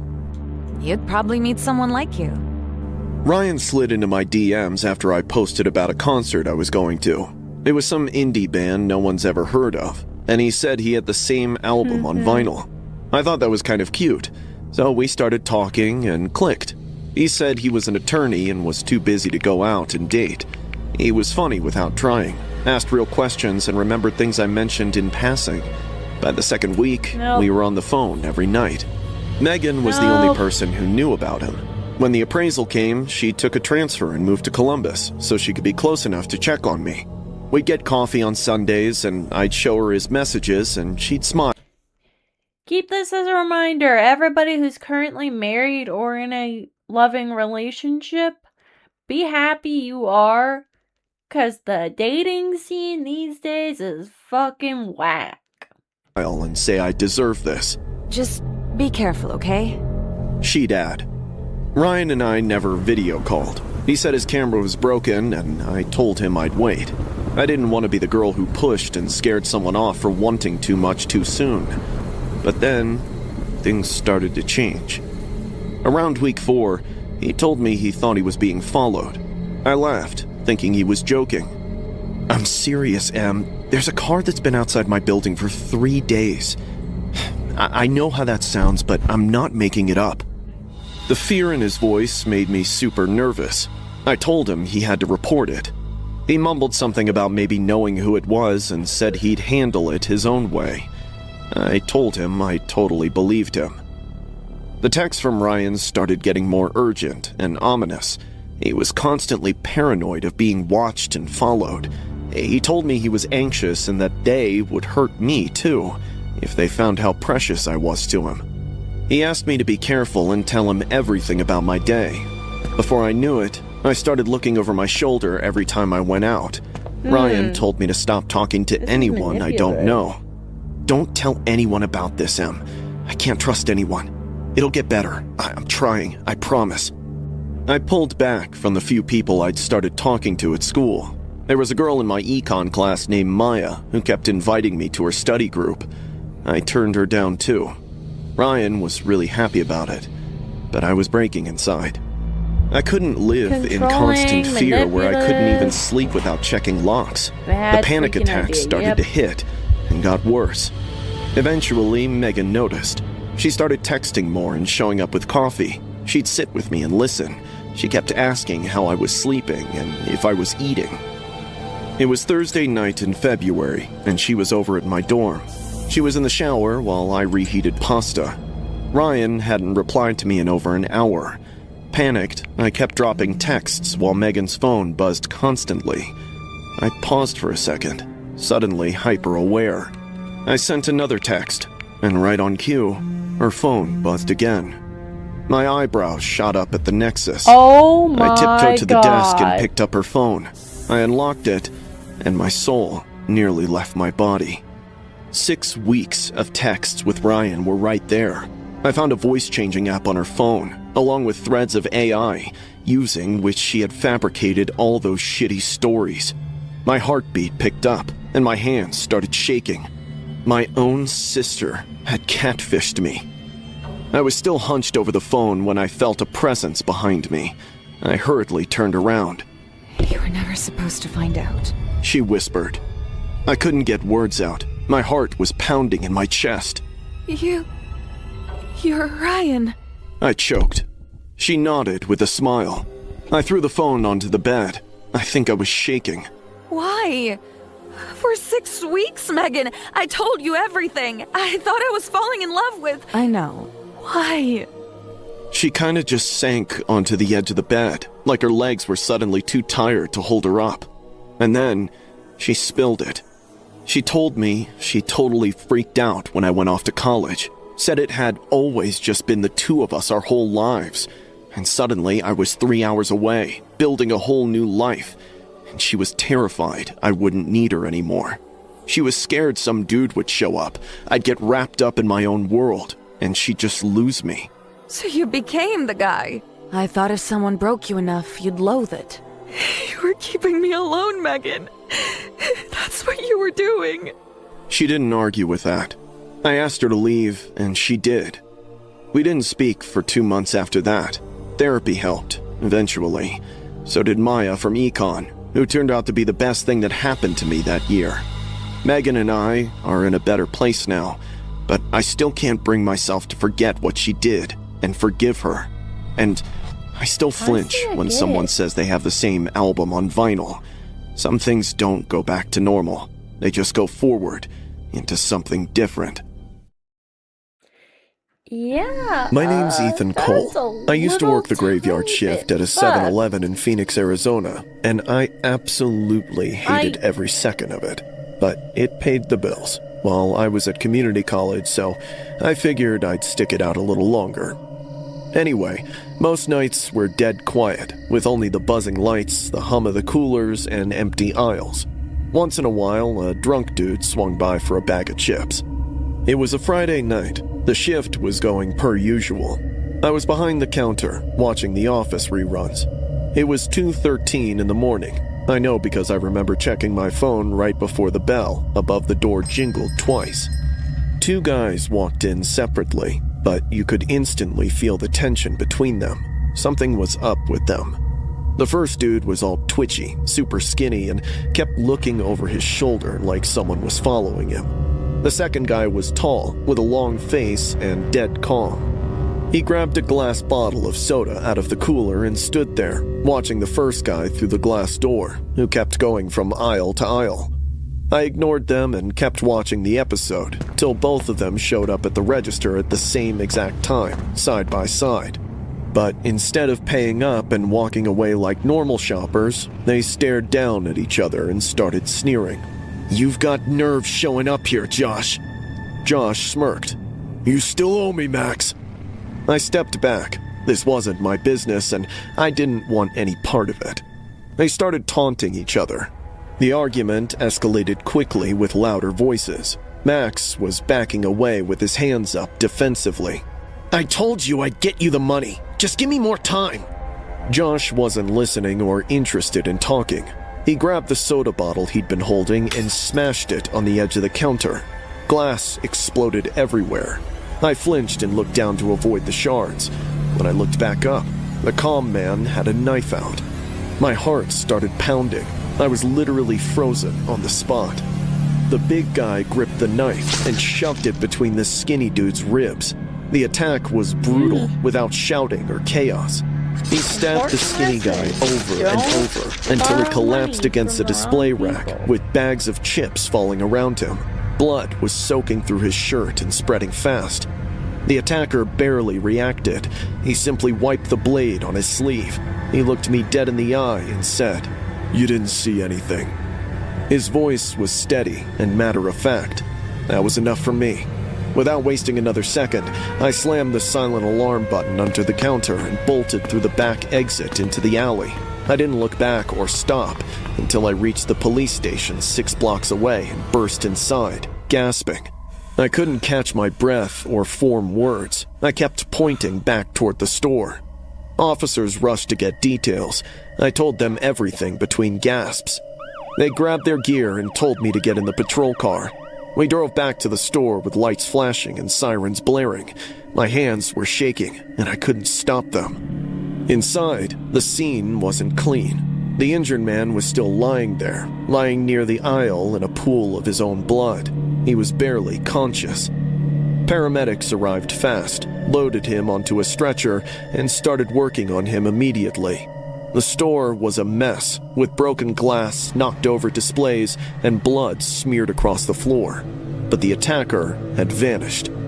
Officers searched the entire building, the alley, and the surrounding streets, but there were no traces of him. They pulled the security footage and watched it back.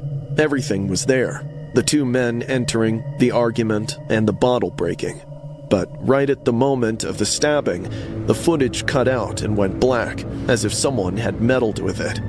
When it came back on seconds later, the attacker was already leaving through the back door. I spent hours at the police station under harsh fluorescent lights with endless questions, replaying every second of what I saw and describing the attacker. They wrote everything down, took my statement, and told me I'd done the right thing by running and calling for help. If I had played the hero, I might have ended up in the pool of my own blood too. But it didn't feel right. It felt like I'd abandoned someone when I could have done much more. The injured man survived, barely. He was in the hospital for weeks, lost a lot of blood and needed surgery. The police interviewed him, but he wouldn't talk or identify the attacker or press charges. He said it was a personal matter and that he didn't want to get involved. The case went nowhere. They never caught the attacker or even got close. I quit that job immediately and never went back to collect my final check. They mailed it to me. I graduated last year and got a proper office job. It's boring and safe, but I'm fine with that. Because that night taught me that violence doesn't always announce itself. Sometimes it just walks in quietly, buys a soda, and waits for the right moment before it erupts in seconds. Even though I hate to admit it, I was lucky that I got to live to tell the story, because had he known I'd seen what he told me not to, he would have told my story way differently.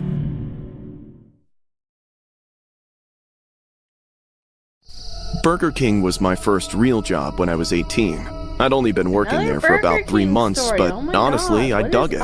I usually got the late shifts, which meant only a few cars ever rolled through. I used to use that downtime to get my homework done. It was one of such nights. I was by myself at the drive-thru window, trying to finish up while my manager was in the back doing inventory. The parking lot was nearly empty, with only a handful of cars or customers. I was chilling at the window, waiting for it to hit midnight so I could finally lock up and bounce, when this dark sedan pulled up to the speaker. "A small fries and a Coke," the dude ordered. Sure. Pull around to the window, please. When he rolled up to the window, I opened it and handed him his order. He paid, but instead of taking off like any regular customer would, he sat there in his car with the engine running, looking at me. When I asked if he needed anything else, he shook his head, but he still didn't leave and kept staring. It made me uncomfortable. The parking lot behind him was nearly deserted now. He smirked as if he could read my thoughts and started asking stuff like, could I give him extra napkins? And how much would it cost if he ordered a different sauce? Every time I handed something out, he'd ask for something else, like he was stalling, trying to keep me at the window. My stomach started to feel weird. I kept looking over my shoulder, waiting for my manager to step out. Sir, is there anything else I can help you with? We're about to close. I asked, trying to sound polite, but also hoping he'd get the hint and leave. Actually, yeah. Can I get my fries remade? These are cold. Just that, right? I'm afraid we won't be able to process another request. He nodded. Heaving a sigh, I took the fries back and went to the fryer. My hands were shaking. I didn't know why I was so scared. He was just a customer being picky. I made new fries and brought them to the window. Thanks. I nodded and hoped he'd finally leave. Instead, he asked for a different drink, said he really didn't like this one, and promised he wouldn't bother me further. I'd had enough. I was about to tell him to buzz off. Suddenly, loud sirens wailed in the distance. His face changed. The cockiness faded off. He looked nervous and anxious. Before I could react, he forced the drive-thru window open wider and started climbing through. I backed away, but he grabbed my arm and pulled himself inside. Don't scream. I'm not here to rob you. I just need somewhere to hide for a little while. Understand? I nodded. I was too scared to do anything else. He let go of my arm, moved away from the window, and stood against the wall where no one outside could see him. The sirens were really close now. Act normal. If the cops come here, you serve them like nothing's wrong. You say anything, and I'll kill you before they even make it to the door. Got it? I nodded again. My whole body was shaking at this point. I wanted to scream and to run, but I couldn't move. A minute later, 2 police cars pulled into the parking lot with their lights flashing. One of the cars pulled up to the drive-thru speaker. "Yeah, can I get 2 coffees?" I looked at the man hiding against the wall. He was staring at me. He was watching my every move, clutching a butcher knife in his hand. I didn't realize when he'd grabbed one. Sure. Pull around to the window. As I made the coffee, my hands were trembling so bad that I spilled some on my apron. The police car pulled up to my window. I opened it and handed the coffees out. The officer looked at me. "You okay? You look pale." I'm fine. It's been a long shift. He nodded, paid, and drove away. The man stayed hidden against the wall and watched through the window as police cars circled the parking lot. After 20 minutes, they left. The man relaxed and moved away from the wall. "Whew. Good job." He patted my shoulder before he climbed back out through the window and got in his car and drove away. I stood there, frozen. I couldn't move. My manager came back from inventory and asked why I looked scared. I told him everything. He immediately called the police. They came back within minutes and asked me questions. What did he look like? What did he say? What car? I told them everything. They never caught him or found out who he was or what he was running from. Police said I did the right thing by not fighting back and that I could have been killed, but it didn't feel right. It felt like I let a dangerous person get away.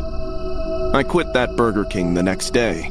I couldn't stand at that window without seeing his face or feeling his hand on my arm or hearing him say he'd kill me.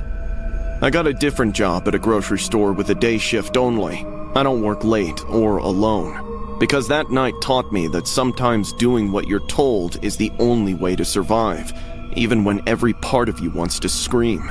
And even when you know letting them get away means they might hurt someone else, you do what you have to do to stay alive. Yeah. Portland has been my home for 2 decades, ever since my husband, Mike, and I moved into this house after we got married. It's held every chapter of our family life, from watching our only daughter, Sarah, take her first steps, to handing her the keys to her first car at 16. But it was only recently we were finally able to afford adding another bedroom, which meant we could at last finally fulfill a dream Mike had carried his whole life, becoming foster parents and giving a child the safe, stable home he himself never had. The social worker called us a week before Mother's Day and said she had a girl who needed placement right away. Her name was Emma, and she was 15. She's kinda shy and quiet. She's been in a bunch of foster homes, but hasn't been able to find her spot because she hardly speaks. Mike said yes immediately. Emma moved in on a Tuesday. She was polite and reserved and didn't talk much. She brought this small backpack that literally had all of her belongings. The sadness in her eyes broke my heart.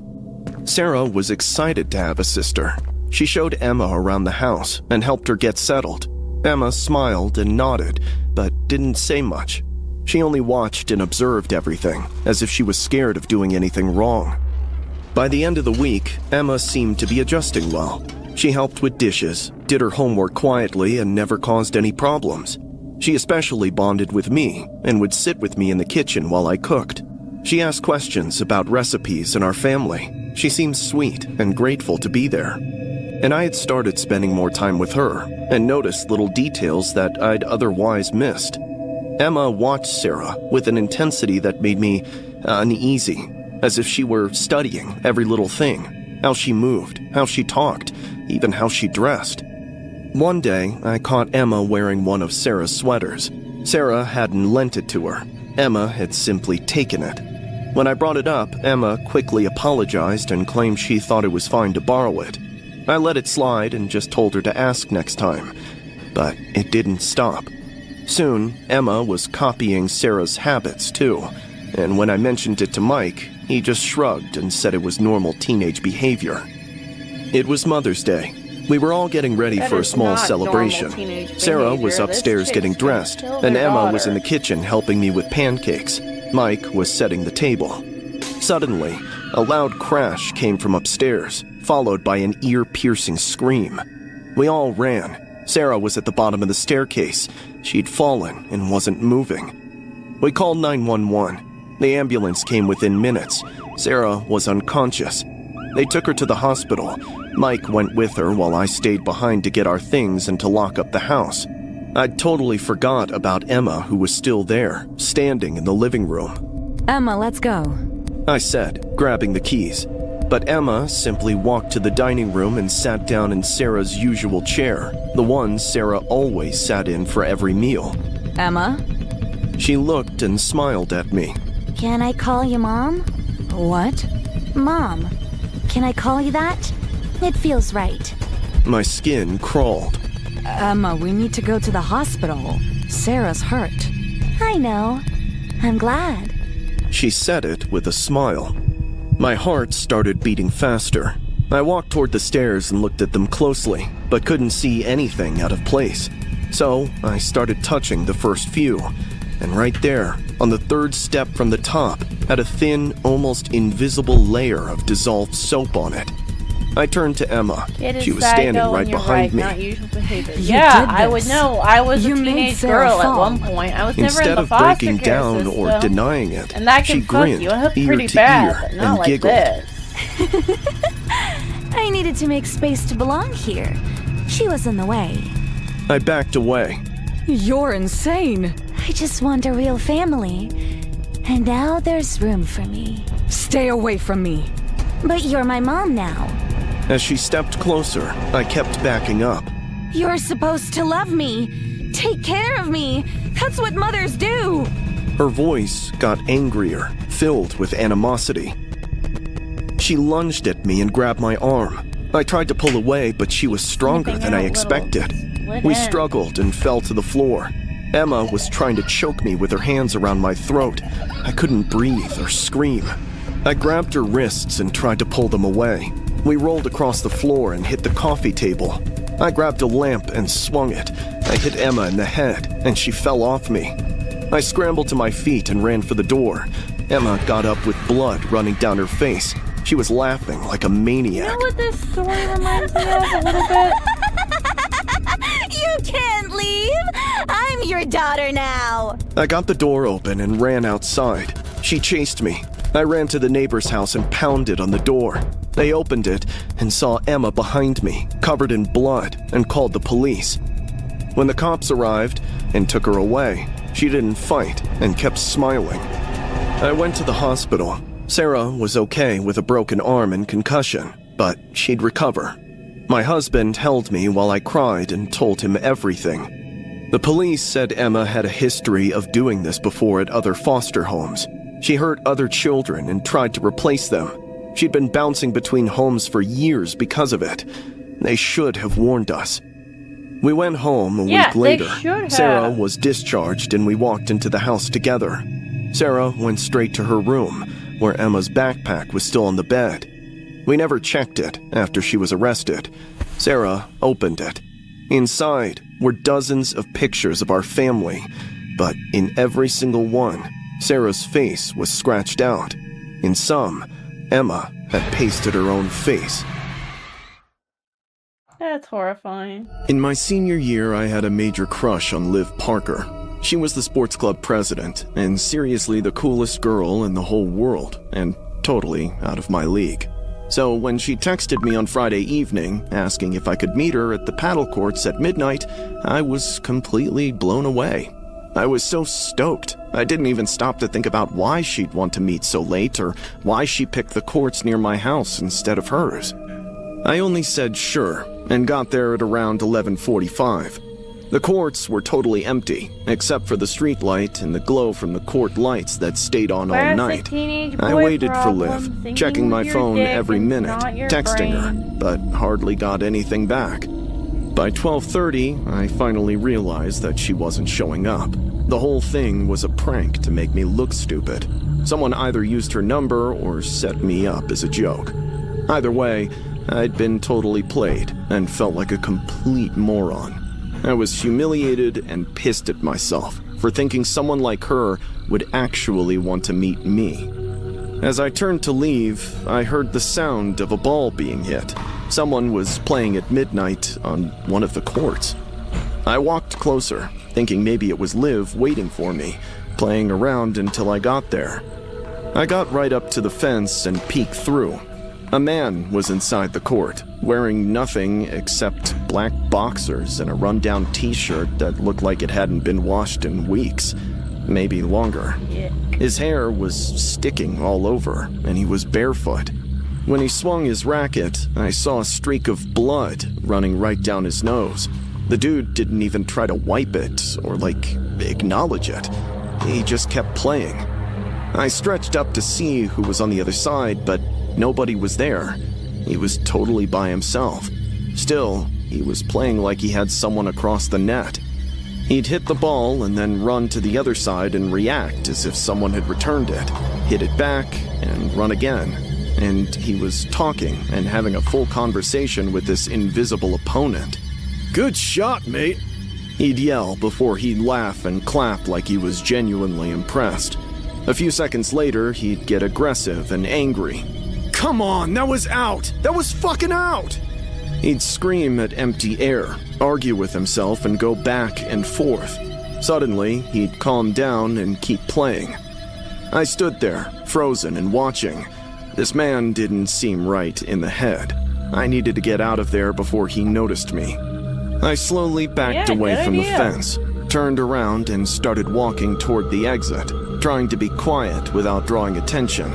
I was maybe halfway to the parking lot when I realized that the sound of the ball hitting had stopped, and so did his voice and the running footsteps. My chest tightened. I walked faster with my heart pounding, almost got in my car when a hand on my shoulder stopped me mid-step. I froze. I couldn't move or breathe. Slowly, I turned my head. The man was standing right behind me, face to face and too close, which meant he'd followed me all that distance, all that time, and I hadn't heard a single footstep. He was staring at me, with blood still Bare running feet, from they're his great for nose. sneak. He smiled and wiped the blood with the back of his hand. It smeared across his face. "That was a tough match, man. My opponent is really good. Gave me a real challenge tonight." He was talking about the invisible person. I blinked and didn't say anything. His hand was still on my shoulder. My heart was pounding in my chest, and my hands were shaking. But I don't like being disturbed. I came here at this hour to play with my friend in peace. The mention of that friend made my skin crawl. I didn't wait to hear any more. I ran as fast as I could without looking back. I got in my car, locked the doors, and floored the gas. When I looked in the rearview mirror, he was still standing in the parking lot, watching me. He wiped the last trace of blood from his nose before he raised his hand and waved slowly, like he was saying goodbye to an old friend. I drove home and didn't tell anyone what happened. Who would believe me? That I got catfished to empty courts at midnight and saw a man playing against an invisible opponent? It sounded insane even to me. but it happened. A week later, I drove past those courts during the day. People were playing. Everything looked fine, but I couldn't shake the image of that man, and of the blood on his face, and of him arguing with no one, and of how quietly he'd moved. I'm in college now, and dating this super cool girl from math class. Liv Parker moved to a school 2 states over, so I barely ever saw her. But I still never go near those courts or drive past them at night. I keep thinking about what he said, and it makes me wonder who that friend was. Was it someone real who died? Someone he killed? Or maybe a ghost he thinks he's playing with? I honestly don't know which option is worse. But I know one thing for sure. That man is still there and still playing at midnight, talking to someone who isn't there. And I'm just grateful I ran when I did, because something tells me if I'd stayed any longer, he would have asked me to join them and to be the next friend who plays with him forever.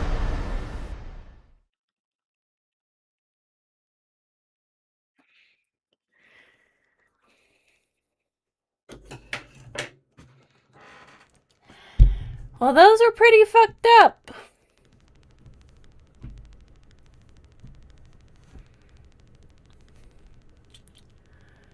Anyways, thank you all for joining me tonight.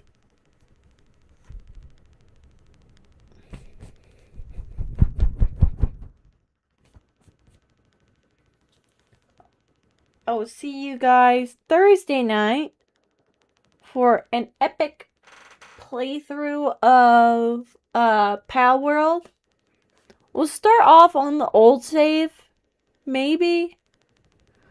I'll see how I feel. I'll try to play some before Thursday to see if I feel like there's enough mechanics. You'll be eating at home from now on. Probably the best option. It's healthier for you. And, you know, you don't have to worry about weird people or ingredients you don't want in your food.